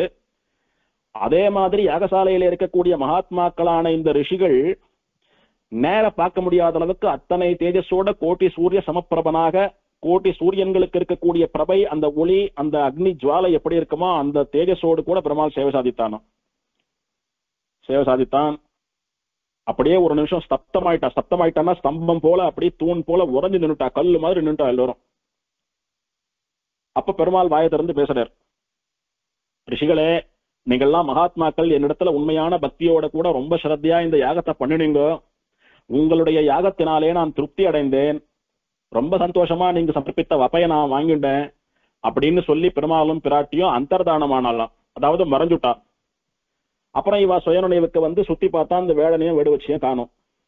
அப்போ ஞான திருஷ்டியாலே இவாள்லாம் அப்படி தியானம் பண்ணி பார்த்த போது வந்த வேடனும் வேடு வச்சியும் சாட்சாத் திருவேங்கடமுடையானும் அலர்மேல் மங்கையும் அப்படின்னுட்டு நம்ம யாரை குறித்து யாகம் பண்ணமோ அவனே நம்ம பண்ணின யாகத்தினாலே மகிழ்ந்து பிரீத்தி அடைந்து சந்தோஷப்பட்டு ஆனந்தப்பட்டு நம்முடைய யாகசாலைக்கு வந்து நம்ம எல்லாம் அனுகிரகிச்சிருக்கான். நம்மோட பேசியிருக்கான். இதுல பகவத்கீதையில பெருமாள் அவதார ரகசியம்னு சொன்ன விஷயம் ஒன்னும் நமக்கெல்லாம் நல்லா தெரியுது. எதனால பகவான் அவதாரம் பண்றான்? துஷ்ட நிகிரகத்துக்கு மட்டுமல்ல, சாது சமாகமம், தன்னுடைய பக்தர்களிடத்திலே தன்னுடைய பக்தர்களை நேர பார்த்து அவளோட பேசணும்னு ஆசையாம் பெருமாளுக்கு. அத விக்கிரகமா இருக்கிறச்ச சில பேரிடத்துலதான் பண்றான், ரொம்ப குறைஞ்சவாள் இடத்துலதான் பண்றான், திருக்கட்சி நம்பிகள் போல. எல்லோரிடத்திலும் பண்ணணும்னா பெருமாள் விபவாவதாரமா நேர வரணும். அப்படி இந்த மகரிஷிகளோட எல்லாம் பேசணும் அப்படின்றதுக்காக தான் பெருமாள் வேடன் வேடுவச்சியா வேஷம் போட்டுண்டு இந்த யாகசாலைக்கு வந்தார். பெருமாளாவே வந்திருந்தா இவ அந்த வப வாங்கிக்கிறதுக்காக பெருமாள் யாக அக்னியிலிருந்து தோன்றினார் பாருங்க தன்னுடைய நிஜ ஸ்வரூபத்தோட. அதை பார்த்து என்ன ஆச்சு அவளுடைய கதி? அப்படியே ஒரு நிமிஷம் மோகித்து மயங்கி நின்னுட்டா, உலகத்தையே மறந்துட்டா, என்ன நடக்கிறதுன்னு தெரியல. அதுக்கப்புறம் பெருமாள் தான் பேசினார், இவ வாயை திறக்கவே இல்லை. இவ அப்படி கொஞ்சம் அந்த மோகத்தில இருந்து மயக்கத்தில இருந்து தெளிந்து சுயநினைவுக்கு வரத்துக்குள்ள பெருமாள் மறைஞ்சுட்டார். முதலையே பெருமாளா வந்திருந்தாருன்னா இதுதான் நடந்திருக்கும். சொல்ல போனா இந்த வபா ஹோமத்தை கூட பண்ணிருக்க மாட்டா, யாகம் கூட பூர்த்தியா இருக்காது. அப்பேற்பட்ட அழகு பெருமாளுடைய அழகு. சேவிக்கிறவாள் அப்படியே ஸ்தம்பிக்க செய்வது, கல்லு போல அப்படியே நிக்க வச்சுடுவோம், நம்மள நகரவே மாட்டோம். எங்கேயோ ஒரு உலகத்துக்கு போவோம், மோகித்து விடுவோம். இன்னைக்கு அர்ச்சாவதாரத்திலேயே அப்பேற்பட்ட அழகு நம்ம எல்லாம் வாயடைக்க செய்கிறது, கண்களை குளமாக்குகிறது, மெய்மறக்க செய்கிறதுன்னா நேர அவனுடைய அழகு எப்படி இருக்கும்னு பார்க்கணும். அப்போ நேர இருக்கிற அழகை விட அர்ச்சாவதாரத்துல குறைவா அப்படின்னா, நேர பெருமாளை சேவிக்கணும்னா அதுக்கான பக்தி சக்தி எல்லாம் நமக்கு இல்லைன்றதுனாலதான் எல்லோரையும் சமமா அனுகிரகம் பண்ணணும்னு பெருமாள் எப்படி தன்னை குறைத்து கொண்டு அர்ச்சாவதாரமா வரானோ, அதுபோல நம்முடைய கண்களாலே எவ்வளவு அழகை எவ்வளவு தேஜஸை ஜீர்ணித்துக் கொள்ள முடியுமோ அந்த அளவு தன்னுடைய தேஜஸையும் அழகையும் குறைத்து கொண்டு பெருமாள் அர்ச்சாவதாரத்துல இருக்கானே, நம்முடைய கண்களுக்கு சேவை சாதிக்கிறானே தவிர அதை விட இதுக்கு அழகு குறைவுன்னு கிடையாது. பெருமாளுடைய 5 ரூபங்கள் பரம், வியூகம், விபவம், அந்தர்யாமி, அர்ச்சை எல்லாம் சமம், எல்லாம் ஒரே மாதிரி தான் இருக்கும். நம்ம சக்திக்கு ஏற்ற மாதிரி நமக்கு சேவை, தேவர்களுடைய கண்களுக்கு அவளுக்கு சேவை, நித்திய சூரிகளுக்கு அவளுடைய சக்திக்கு ஞானத்துக்கு ஏற்றது போல அவளுக்கு சேவை. அதனால யாகமே நடந்திருக்காதோ இல்லையோ. அதனால பெருமாள் இவாளுடைய பேசணும்ன்ற தன்னுடைய ஆசை நிறைவேறணும் அப்படின்னா யாருன்னே தெரியாதபடி வந்தாதான் நீ யாரு, எதுக்கு இங்க வந்தான்னு எல்லாம் கேட்பா, அவளோட பேசலாம்னு சொல்லிட்டு சாஸ்திர விசாரம் எல்லாம் கூட பண்ணி தன்னுடைய பக்தர்களோட கலந்து பேசின சந்தோஷத்தோடு கூட அந்த யாகத்தை ஏத்துண்டு பெருமாள் அந்தர்தானம் ஆயிட்டான்.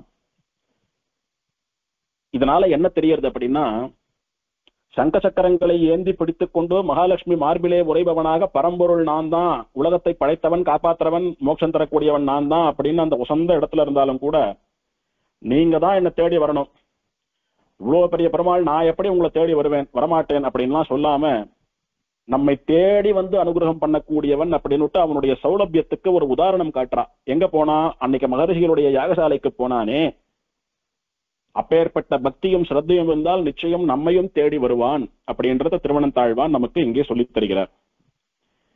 அந்த வேடுவன் வேடுவச்சியா பெருமாள் வந்த போது அவ திருமேனியை வர்ணித்த போது அதுல மிருகோத்தம மத கந்த அப்படின்னு சொன்ன அந்த வார்த்தை தான் இந்த நாமாவளிக்கு விஷயம். இது பெருமாளுடைய விபவாவதார அனுபவம்.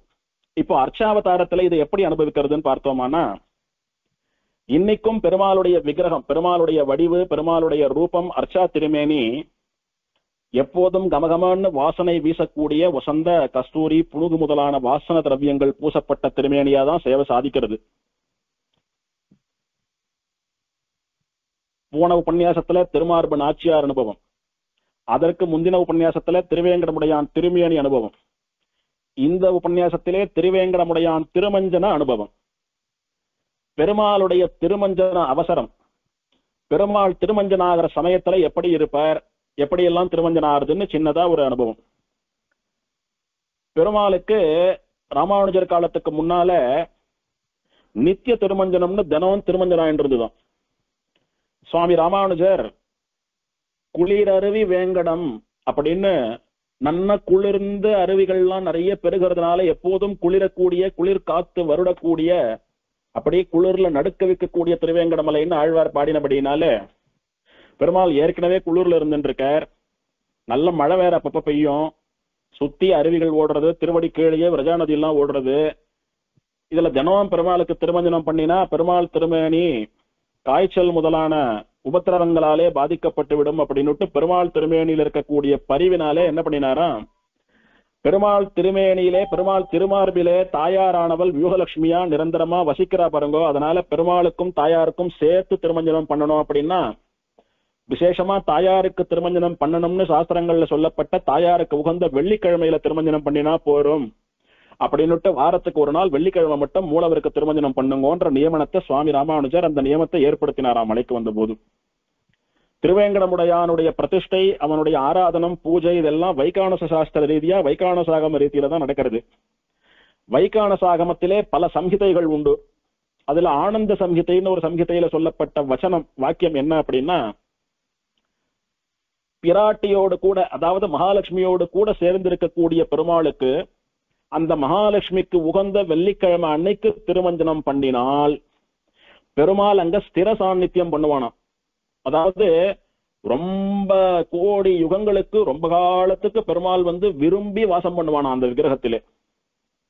சாநித்தியம் அப்படின்னா பெருமாள் இருக்கிறது, பெருமாள் வாசம் பண்றது. அப்படி பெருமாள் வாசம் பண்றதுனாலதான் விக்கிரகம்னு சொல்றோம்.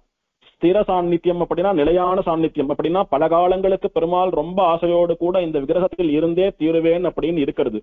அப்படி இருப்பானாம் பெருமாள். அதனாலே வெள்ளிக்கிழமை அன்னைக்கு பெருமாளுக்கும் திருமார்பு நாச்சியாருக்கும் சேர்ந்து அந்த திருமார்பு நாச்சியாரான மகாலட்சுமிக்கு உகந்த வெள்ளிக்கிழமை நாள்ல திருமஞ்சனம் நடக்கணும் அப்படின்ற வழக்கத்தை ராமானுஜர் ஏற்படுத்தி வைத்தார். இந்த வெள்ளிக்கிழமை பெருமாளுக்கு திருமஞ்சனம் ஆறதுனால என்ன லாபம், என்ன பலன் அப்படின்னா, சர்வலோக கல்யாணகரம், இந்த லோகங்களுக்கெல்லாம் கூட மங்களமானது உண்டாகும். சர்வ சம்பத் பிரதம், எல்லோருக்கும் எல்லா சம்பத்தையும் செல்வங்களையும் ஐஸ்வர்யங்களையும் தரக்கூடிய பிராட்டியும் பெருமாளும் மகிழ்வதனாலே அவளுடைய ஆனந்தத்தினுடைய பலனாக நமக்கெல்லாம் கூட ஐஸ்வர்யம் செல்வம் கிடைக்குமா. ஆகையினாலே வெள்ளிக்கிழமை அன்னைக்கு பெருமாளை சேவிக்கிறது ரொம்ப விசேஷம் அப்படின்ற கிரமமும் மலையில உண்டு. அதுக்காக மற்ற நாள்ல சேவித்தா விசேஷம் குறைவுன்னு இல்லை. பெருமாளும் பிராட்டியும் விசேஷமா அன்னைக்கு திருமஞ்சனம் கண்டருளி அத்தனை ஆனந்தத்தோட இருக்கிறபடினாலே இந்த வாக்கியம் சொல்லப்பட்டிருக்கிறது. இப்படி பெருமாள் திருமஞ்சனம் வெள்ளிக்கிழமை நடக்கிறது ராமானுஜர் ஏற்படுத்தினார். அப்ப பெருமாள் எப்படி இருப்பார் அப்படின்னா, பெருமாளுடைய திருமேனியில் இருக்கக்கூடிய புஷ்பங்கள் மாலைகள் இதெல்லாம் முதல் நாள் ராத்திரி கலைஞ்சுடுவா. அப்படி கலைஞ்சுட்டு பெருமாள் திருமேனியில் இருக்கக்கூடிய எல்லா திருவாபரணங்களையும் கலைஞ்சுடுவா.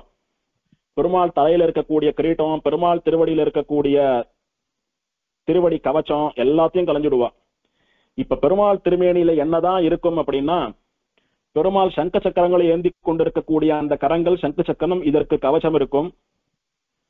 மார்பிலே திருமார்பு நாச்சியார் மகாலட்சுமி பதக்கம், ரெண்டு பக்கம் ரெண்டு நாச்சியார் இருப்பா. யஜ்ஞோபவீதம்னு சொல்லக்கூடிய பூணல் தரிச்சுருப்பார் பெருமாள். நெத்தியில முதல் நாள் சாற்றப்பட்ட மெல்லிசான திருமண்ணை கூட கலைஞ்சுடுவா. ஏன்னா அது பச்சை கற்பூரம் தானே, அப்படியே பேத்து எடுத்தாலானா அப்படியே கேக் மாதிரி வந்துடும், அதை கலைஞ்சுடுவா. இவ்வளவுதான் பெருமாள் எழுந்தருள் இருக்கக்கூடிய அவசரம். வஸ்திரம் என்னன்னு பார்த்தா, இடுப்புக்கு லேசா சின்னதா ஒரு உத்திரியம் போல உடுத்தின்னு இருப்பார். ரொம்ப சின்ன உத்திரியம் அது. அது போக கௌபீனம் தரித்து கொண்டிருப்பார் பெருமாள். இடுப்புல இருந்து தொங்கக்கூடிய கோமணம்.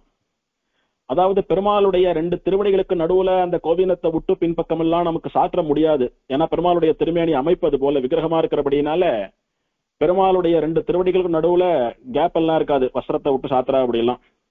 ஆகையினால இடுப்புல ஒரு உத்திரிய மாட்டம் மெல்லிசா ஒரு டவல் மாதிரி பெருமாளுக்கு தூய காட்டன்ல பண்ணப்பட்ட பருத்தி வஸ்திரத்தை மெல்லிசா உத்திரியம் போல சாத்திட்டு அதுல முன்பக்கம் மொத்தம் தொங்கிட்டு இருக்கிற மாதிரியா ஒரு கௌபீனத்தை, நீண்ட ஒரு துண்டை, காட்டன் வஸ்திரத்தை, வெள்ளை துண்டை அப்படி தொங்க விடுவா. அதுதான் கௌபீனம் பெருமாளுக்கு. இந்த கௌபீனத்தோடு கூட சங்க சக்கரங்களுக்கு மாத்திரம் கவசம் சாத்திண்டு, மார்புல திருமார்பு நாச்சியார் சாத்திண்டு, பூணல் சாத்திண்டு, இவ்வளவுதான் பெருமாள் அன்னைக்கு சேவை சாதிப்பார். இதுக்கப்புறம் பெருமாளுடைய திருமேனி முழுக்க புனுகு தைலம்னு சொல்லக்கூடிய வசந்த வாசன தைலத்தை சாத்துவா. அது என்ன புனுகு தைலம் அப்படின்னா, புனுகுன்னா புனுகு பூனையினுடைய வயிற்றுல இருந்து பெறப்படக்கூடிய வாசனை திரவியம்னு பார்த்தோம். ரொம்ப விலை அதிகமான வசந்த வாசனை திரவியம் அது.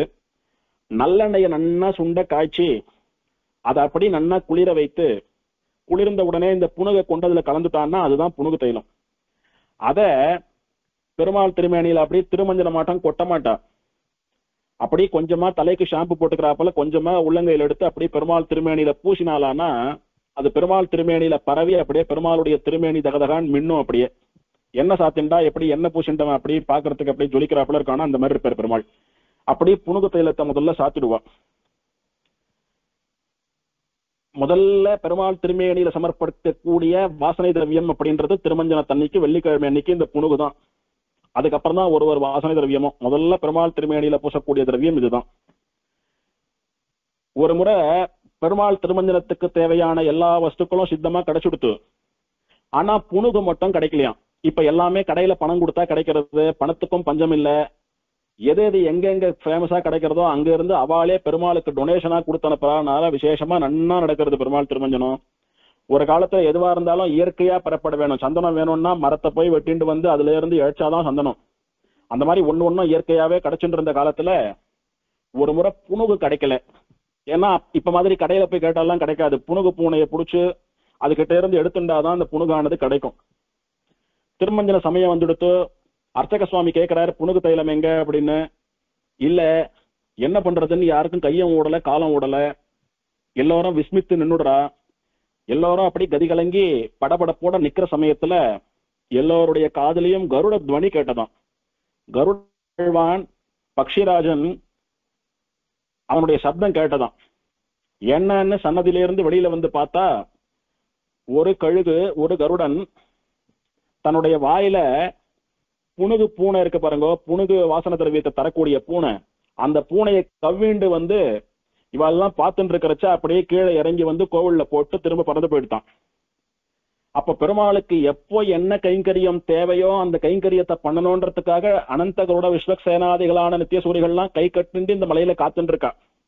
நம்ம கண்ணுக்கு தெரியல, ஆனாலும் கூட பெருமாளுக்கு தேவைன்ற சமயத்துக்கு அவ வந்து கைங்கரியம் பண்றான்றது இதனால தெரியறது. இது இப்போ இல்ல, இதெல்லாம் பல ஆயிரம் வருஷங்களுக்கு முன்னாலே நடந்த இதிகாசம், இது நிஜமா நடந்த விஷயம் இது. அப்போ அந்த புணுகு பூனையை கொண்டு போட்ட உடனே அதுகிட்டே இருந்து அந்த புணுகு எடுத்து தைலம் சமர்ப்பிச்சு பெருமாளுக்கு சாத்திட்டு அதுக்கப்புறம் திருமஞ்சனத்தை ஆரம்பிச்சான்னு அர்ச்சக சுவாமிகள்லாம் சொல்றது உண்டு. இது காலங்காலமா சொல்லிட்டு வர ஒரு ஐதிஹ்யம், நடந்த உண்மையான விஷயம். அப்படி முதல்ல புணுகு தைலம் சாத்துவா. சாத்தி முடிச்ச உடனே திருமலை நம்பிகள் வம்சத்தை சேர்ந்த சுவாமி ஸ்வர்ணத்துல பண்ணப்பட்ட சங்கு போல இருக்கும், ஸ்டங்கதாரைன்னு பெயர் அதற்கு. அந்த சங்கு போல இருக்கக்கூடிய பாத்திரத்துல ஜலத்தை சேர்த்து அதை பெருமாள் பேர்ல கொட்டுவா. அந்த மாதிரி சக்கரம் போல இருக்கக்கூடிய பாத்திரத்துக்கு சக்கரதாரைன்னு பெயர். ஏன் தாரை அப்படின்னா, தாரைனா ஒழுக்கு. அந்த சங்கு போல இருக்கக்கூடிய பாத்திரத்தில இருந்து தீர்த்தம் அப்படியே ஒழுகி வந்தா அதுக்கு சங்கதாரைன்னு பேரு. சக்கரம் போல இருக்கக்கூடிய பாத்திரத்தில இருந்து தீர்த்தம் ஒழுகி வந்தா அதுக்கு சக்கரதாரைன்னு பெயர். அந்த மாதிரி ஸ்வர்ண சங்கதாரையில திருமல நம்பி வம்சத்தை சேர்ந்த சுவாமி ஆகாசகங்கா தீர்த்தத்தை எடுத்து ஏகாங்கி சுவாமின்னு இருப்பார், அதாவது ஜீயர் சுவாமிக்கு பிரதிநிதியா கைங்கரியம் பண்றவா இருப்பா. அவள் இடத்துல கொடுப்பார். அவர் வாங்கி சின்ன ஜீயர் சுவாமி இடத்துல கொடுத்தா, அவர் வாங்கி பெரிய ஜீயர் சுவாமி இடத்துல கொடுத்து, அவர் வாங்கி அர்ச்சக சுவாமிக்கு அசிஸ்டண்டா பரிசாரகர் ஒருத்தர் இருப்பார், சன்னதி பரிசாரகர்னு பெயர், அவர்கிட்ட கொடுத்து அவர் வாங்கி அர்ச்சகர் இடத்துல கொடுத்தா அர்ச்சக சுவாமி பெருமாள் திருமேனியில அந்த ஜலத்தை கொட்டுவார். இந்த ஆகாசகங்கா தீர்த்தமானது மத்த நாளெல்லாம் வெள்ளி குடத்துல 2 குடம் எடுத்துட்டு வருவா. வெள்ளிக்கிழமை அன்னைக்கு மட்டும் மூலவர் திருமஞ்சனம் இருக்கிறபடினால விசேஷமா தங்க குடத்துல 3 குடம் எடுத்துட்டு வருவா. அந்த குடத்துல இருக்கக்கூடிய தீர்த்தத்தை வாங்கி திருமல நம்பிகள் வம்சத்தை சேர்ந்த சுவாமி கையால கொடுத்த கொட்ட ஆரம்பிப்பா. முதல் தீர்த்தம் தீர்த்தம்ன்றது மலையில இருந்து ஒரு 4 கிலோமீட்டர் தள்ளி 5-6 கிலோமீட்டர்ல எங்கேயோ இருக்கிறது காட்டுல. அங்க இருந்து அவ்வளவு தீர்த்தம் எடுத்துட்டு வந்து இவ்வளவு பெரிய மொத்த திருமஞ்சனமும் பண்றது கஷ்டம். அதனால 3 குடம் மட்டும் எடுத்துட்டு வருவா. முக்கியமான சமயத்துல பெருமாளுக்கு சேர்க்கறதுக்கு கொண்டுட்டு முதல் தீர்த்தம் பெருமாள் திருமேனியில படுறது அந்த ஆகாசகங்கா தீர்த்தம். அதுக்கப்புறம் மடப்பள்ளி கணத்துல இருக்கக்கூடிய விரஜாநதி தீர்த்தத்தை கொண்டு பெருமாளுக்கு திருமஞ்சனம் விசேஷமா நடக்கிறது. இந்த ஸ்வர்ண சங்கதாரையில பெருமாள் திருமேனியில தீர்த்தம் சேர்க்கறச்ச புருஷ சூக்தத்தை ஆரம்பிச்சுடுவா வேத பாராயணக்காரெல்லாம். அப்படி இந்த சுத்தோதகம்னு சொல்லக்கூடிய ஆகாசகங்கா தீர்த்தத்தினாலே தெளிந்த சுத்தமான நீரினாலே திருமஞ்சனம். அதற்கப்புறம் கோக்ஷீரம், பேக்கெட் பால், அந்த பால் இந்த பால்லாம் இல்லாம நிஜமான பசுக்களிடத்திலிருந்து பெறப்படக்கூடிய பால். நிறைய பேர் பெருமாளுக்கு சமர்ப்பித்து பிரார்த்திச்சுண்டு பெருமாளுக்கு சமர்ப்பிக்கிற பசுக்கள் நிறைந்த கோசாலை எல்லாம் மலையில விசேஷமா உண்டு. அந்த வசந்த ஜாதி பசுக்களிடத்திலிருந்து பெறப்படக்கூடிய பால்ல தண்ணி எல்லாம் கலப்படம் பண்ணாம சுத்தமான பாலை கொண்டு பெருமாளுக்கு சமர்ப்பிக்கிறது. எப்பேற்பட்ட பால் தெரியுமா அது? அந்த பாலை கறந்த பால்ல லேசான ஒரு உஷ்ணம் இருக்கும், தாதோஷ்ணம்னு பெயர். லேசான உஷ்ணம் இருக்கும். அந்த லேசான உஷ்ணத்தோட இருக்கக்கூடிய பால் பெருமாளுடைய திருவுள்ளத்துக்கு அவ்வளவு பிடிக்குமா. அந்த பாலை கொண்டு திருமஞ்சனம் பண்ணினாலோ இல்ல பெருமாளுக்கு அம்சம் பண்ணி பெருமாள் அந்த பாலை சாட்டாலோ அத்தனை சந்தோஷப்படுவானோ. அதனால இன்னைக்கும் கூட பசுமாடு வச்சுட்டு இருக்கிற பிராமணா கறந்த பாலை கொண்டு பெருமாளுக்கு கொடுத்தா சன்னதியில எல்லாம் அம்சம் பண்ணுவா விசேஷமா. லேசான சூடோட இருக்கும் அந்த பச்சை பாலே. அந்த மாதிரி தாதோக்ஷமான கோக்ஷீரத்தாலே பெருமாளுக்கு திருமஞ்சனம் நடக்கும். தீர்த்தம் எவ்வளவு நிறைய கொட்டுறாலோ அவ்வளவு நிறைய பசும்பாலை கொட்டுவா பெருமாள் திருமேனியில. அப்படி பெருமாளுடைய திருமேனிக்கு பசும்பாலாலே திருமஞ்சனம். அதுக்கப்புறமா அந்த பால் எல்லாம் களையறதுக்காக பெருமாளுக்கு திரும்ப சுத்தோதகம், சுத்த ஜலத்தாலே திருமஞ்சனமாகும். அதற்கப்புறம் பெருமாளுடைய திருமேனியிலே பெருமாளுடைய வலது திருக்கரம் இருக்கிறது பாருங்க, தன்னுடைய திருவடியை காட்டின்னு இருக்காரு பெருமாள். அந்த கரத்துல பிரத்யேகமா கொஞ்சம் பாலை சேர்த்து அந்த கரத்தில இருந்து ஒழுகக்கூடிய பாலை கீழே பாத்திரத்தை ஏந்தி பிடிச்சுப்பா அர்ச்சகா. அத அந்த திருமஞ்சன காலத்துல அங்க இருக்கக்கூடிய யாரெல்லாம் திருமஞ்சனத்தை சேவிக்கிறாளோ அவளுக்கெல்லாம் திருமஞ்சனம் முடிஞ்சாவிட்டு தீர்த்த மாட்டம் பிரசாதமா கொடுப்பா. அவ்வளோ பாளையம் பெருமாள் திருமேனியில திருமஞ்சனமா கொட்டிட்டு கடைசியில பிரசாதம் வேணும்ன்றதுக்காக பெருமாள் திருக்கரத்துல பாலை சேர்த்து அதை கீழே பிரசாதமா புடிச்சுண்டு அதை எல்லாருக்கும் கொடுப்பாங்க, இருக்கிறவாளுக்கு மட்டும். அதுக்கப்புறமா சுத்த ஜலமானது பெருமாள் திருமேனியில சேர்க்கப்பட்டு பால் எல்லாம் கூட கலைஞ்சிடும். அதன் பிறகு பெருமாளுடைய திருமேனியிலே பரிமளம்னு சொல்லக்கூடிய வசந்த வாசன திரவியத்தை சாத்துவா. அந்த பரிமளமானது எதனால தயாரிக்கப்படுவதுன்னா குங்குமப்பூ, பச்சை கற்பூரம், சந்தனம், கஸ்தூரி மஞ்சள், இது 4 பண்ணப்படக்கூடியது. மலையில விளையக்கூடிய ஹரிச்சந்தனம்னு சொல்லக்கூடிய வசந்த ரெட் சாண்டல் இருக்கு பாருங்க, அந்த மரச்சந்தன மரக்கட்டைய குழைச்சு அதுல இருந்து வரக்கூடிய சந்தனம், நிஜமான குங்குமப்பூ, கஸ்தூரி மஞ்சளை உரைச்சி குழைச்சு அதுல இருந்து வரக்கூடிய மஞ்சள், இதெல்லாமா சேர்த்து பச்சை கற்பூரத்தோடு கூட சேர்த்து அப்படியே மாவு போல பிசைவா. இதுக்கு பரிமளம்னு பெயர். இத பெருமாளுடைய தலையிலிருந்து திருவடி வரைக்கும் திருமேனி முழுக்க பூசுவா. பூசிட்டு அதுக்கப்புறமா பெருமாள் திருமார்புல வலது மார்புல தாயார நிரந்தரமா இருக்கா பாருங்க வியூகலட்சுமின்னுட்டு, அவளுக்கு மஞ்ச பொடி மஞ்ச காப்பு கொண்டு திருமஞ்சனமாகும். ஏன்னா தாயாருக்கு மஞ்சள் ரொம்ப பிடிக்கும்ன்ற அப்படின்னால பெருமாளுடைய திருமார்புல மஞ்ச காப்பை அப்படியே அந்த பரிமளம் இருக்கு அதை அப்படியே ஒரு உருண்டை போல பண்ணி எல்லா பெருமாளுக்கும் சாத்துற மாதிரி மஞ்ச காப்பு சாத்துவா பெருமாளுக்கு. அவ்வளவுதான். பெருமாள் திருமேனி முழுக்க மஞ்சளால திருமஞ்சனம் நடக்காது. தாயார் இருக்கா பாருங்க பெருமாள் மார்புல, அவளுக்கு மட்டும் ட்ரையா இருக்கக்கூடிய மஞ்ச பொடியை தூவுறது, அப்புறம் மஞ்ச பொடியை கரைச்சி மேல கொட்டுறது, மஞ்ச காப்பை அப்படியே அழுத்தி சமர்ப்பிக்கிறது, அந்த மாதிரி மஞ்சளால நிறைய உபச்சாரங்கள் எல்லாம் பண்ணி அந்த வியூகலட்சுமி திருமஞ்சனமானது ஆகும். ஆன உடனே பெருமாள் மார்பில் இருக்கக்கூடிய மஞ்ச காப்பை களைஞ்சி எடுத்து வச்சிருவா. வியூகலட்சுமியினுடைய மேல சாத்தி இருக்கிற மஞ்ச காப்பையும் களைஞ்சி எடுத்து வச்சிருவா. அது திருமஞ்சன காலத்துல சேவிக்கிறவாளுக்கு பிரசாதமா கிடைக்கும். அதுக்கப்புறம் சுத்தமான ஜலத்தினால இந்த மஞ்ச காப்பு எல்லாம் போகும்படியா திரும்ப ஜலத்தை கொண்டு திருமஞ்சனம் ஆகும். அதன் பிறகு இந்த சந்தன மரத்தை இழைச்சி அதுல இருந்து பெறப்பட்ட சந்தனத்தோடு குங்குமப்பூவை கலந்து சந்தன காப்பு சாத்துவா பெருமாளுக்கு. பெருமாள் திருமார்பில் சந்தன காப்பு சாத்தி அந்த சந்தன காப்பை கலைஞ்சா திருமஞ்சன தப்ப இருக்கிறவாளுக்கு அது பிரசாதமா கிடைக்கும். அதுக்கப்புறம் திரும்ப பெருமாளுக்கு சுத்தமான ஜலத்தினால திருமஞ்சனம் பண்ணி கடைசியா ஒரு முறை ஆகாச கங்கா தீர்த்தத்தை கொண்டு பெருமாளுடைய திருமஞ்சனத்தை பூர்த்தி பண்ணிட்டு அதன் பிறகு பெருமாளுடைய கழுத்துல இருக்கக்கூடிய திருமார்பு நாச்சியார் 2 பேரையும் கலைஞ்சு அவளை தங்கத்தட்டுல வச்சு ஸ்ரீ சூக்தம் எல்லாம் சொல்லி நாச்சியார் திருமொழி ஒரு பக்கம் சேவிக்க அவ 2 பேருக்கும் திருமஞ்சனமாகி திரும்ப அவளை சுத்தம் பண்ணி பெருமாள் திருமார்புல சாத்துறது. இதெல்லாம் பண்ணிட்டு இதுக்கப்புறம் இந்த நாமாவளியில சொல்லப்பட்ட விஷயம், இந்த கஸ்தூரி இருக்கு பாருங்க வாசன திரவியம், அது இந்த புணுகு இதையெல்லாம் அப்படியே கொஞ்சம் அப்படியே எண்ணெய் போல அந்த ஃபார்ம்ல அப்படியே குழன்னு பண்ணி பெருமாளுடைய திருமேனி முழுக்க பூசி விடுவா. குழந்தைக்கு எப்படி நம்ம உடம்புல எல்லாம் பவுடர் பூசுறோமோ அந்த மாதிரி பெருமாளுடைய திருமேனியில பூசி விடுவா.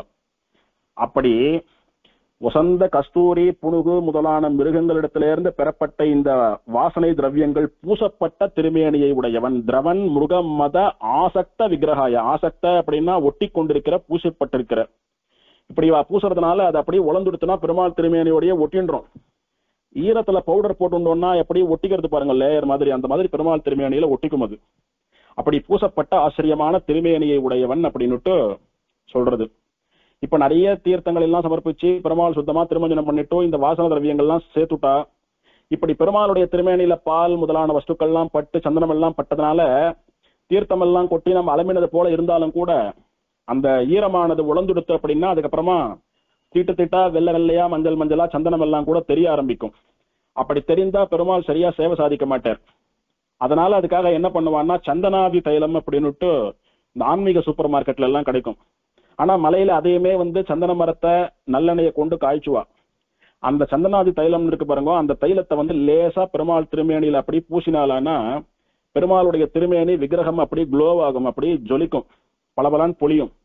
அப்போ சில ரொம்ப ஏழ்மையான கிராமத்து சன்னதியில எல்லாம் பெருமாள் திருமஞ்சனம் ஆச்சுன்னு வச்சுக்கோங்க, பெருமாள் திருமஞ்சன ஈரமெல்லாம் காஞ்சி உழந்துடுத்துன்னா பெருமாள் மேல அப்படியே வெள்ளையா மஞ்சளா இருக்கிறப்பல சந்தனம் எல்லாம் கூட தெரியும்.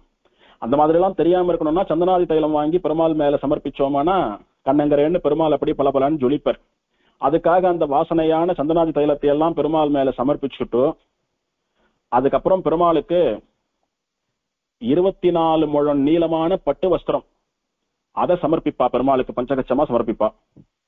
அதுக்கப்புறம் 12 முழம் நீளமான உத்திரியம் அதை பெருமாளுக்கு அழகா 2 கரங்கள்ல சாத்தி அப்படியே தோல்ல போட்டு அப்படியே தலப்பாகியா கட்டிக்கிறாப்பல அதை சாத்தி திருமார்பு நாச்சியார் திருமஞ்சனமான நாச்சியார பெருமாள் திருமேனியில திரும்பவும் சமர்ப்பித்து பெருமாளுக்கு கோ நவநீதம், அதாவது பசுவினுடைய பால்ல இருந்து தயார் பண்ணின பசு வெண்ணெயோட சர்க்கரையை கலந்து நைவேத்தியம் பண்ணுவா பெருமாளுக்கு. பண்ணிட்டு முகவாசம், அதாவது தாம்பூலம் வெத்தலைப்பாக்கு அம்சம் பண்ணுவா பெருமாளுக்கு. தாம்பூலமான உடனே ஒரு விசேஷமான ஹாரத்தி நடக்கும். அந்த ஹாரத்தி பெருமாள் திருவடியில இருந்து ஆரம்பிக்கும். என்ன விசேஷம் அப்படின்னா, இப்ப திருமஞ்சனமாயி இப்பதான் முடிஞ்சிருக்குன்றதுனால பெருமாளுடைய நிஜமான திருவடிகள் சேவை, இன்னும் பெருமாள் திருவடியில கவசம் எல்லாம் சாத்தல, அதனால பெருமாளுடைய நிஜபாத சேவையாகும். அன்னைக்கு அந்த அபிஷேகமாற சமயத்துல மட்டும்தான் பெருமாளுடைய வலது மார்பில் இருக்கக்கூடிய வியூகலட்சுமின்னு சொல்லக்கூடிய தாயாரனுடைய சேவை கண்களுக்கு தெரியும், மற்ற நாள் எல்லாம் தெரியாது, கவசம் சாத்திடுவா. அதனால விசேஷமா திருவடிக்கும் அந்த வியூகலட்சுமின்னு சொல்லக்கூடிய திருமார்பில் இருக்கக்கூடிய அலர்மேல் மங்கைக்கும் ஹாரத்தியாகி பெருமாளுக்கு விசேஷமா பெரிய ஹாரத்தியாகும்.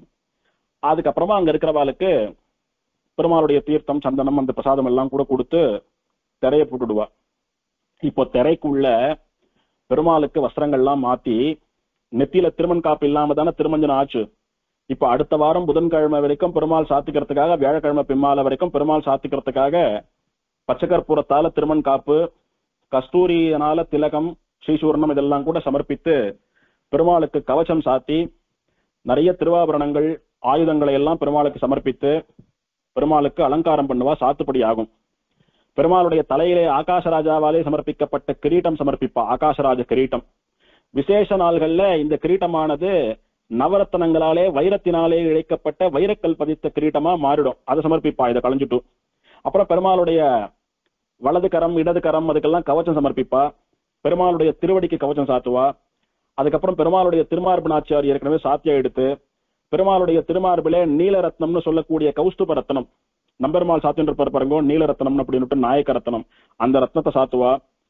அதை சொல்றச்ச சுவாமி தேசிகன் காசினியின் மணி அனைத்தும் காயாவண்ணன் கடைந்தெடுத்த கௌத்துவத்தின் சீர்மைக்கு ஒவ்வா அப்படின்னுட்டு இந்த லோகத்திலே கிடைக்கக்கூடிய விலை மதிப்பில்லாத ரத்தனங்கள் எல்லாம் கூட பெருமாள் பார்க்கடல் கடைந்து அதிலிருந்து வந்த இந்த கௌஸ்துப ரத்தனம் இருக்கிறது, அதனுடைய பெருமைக்கு கொஞ்சம் கூட சமமாகாது.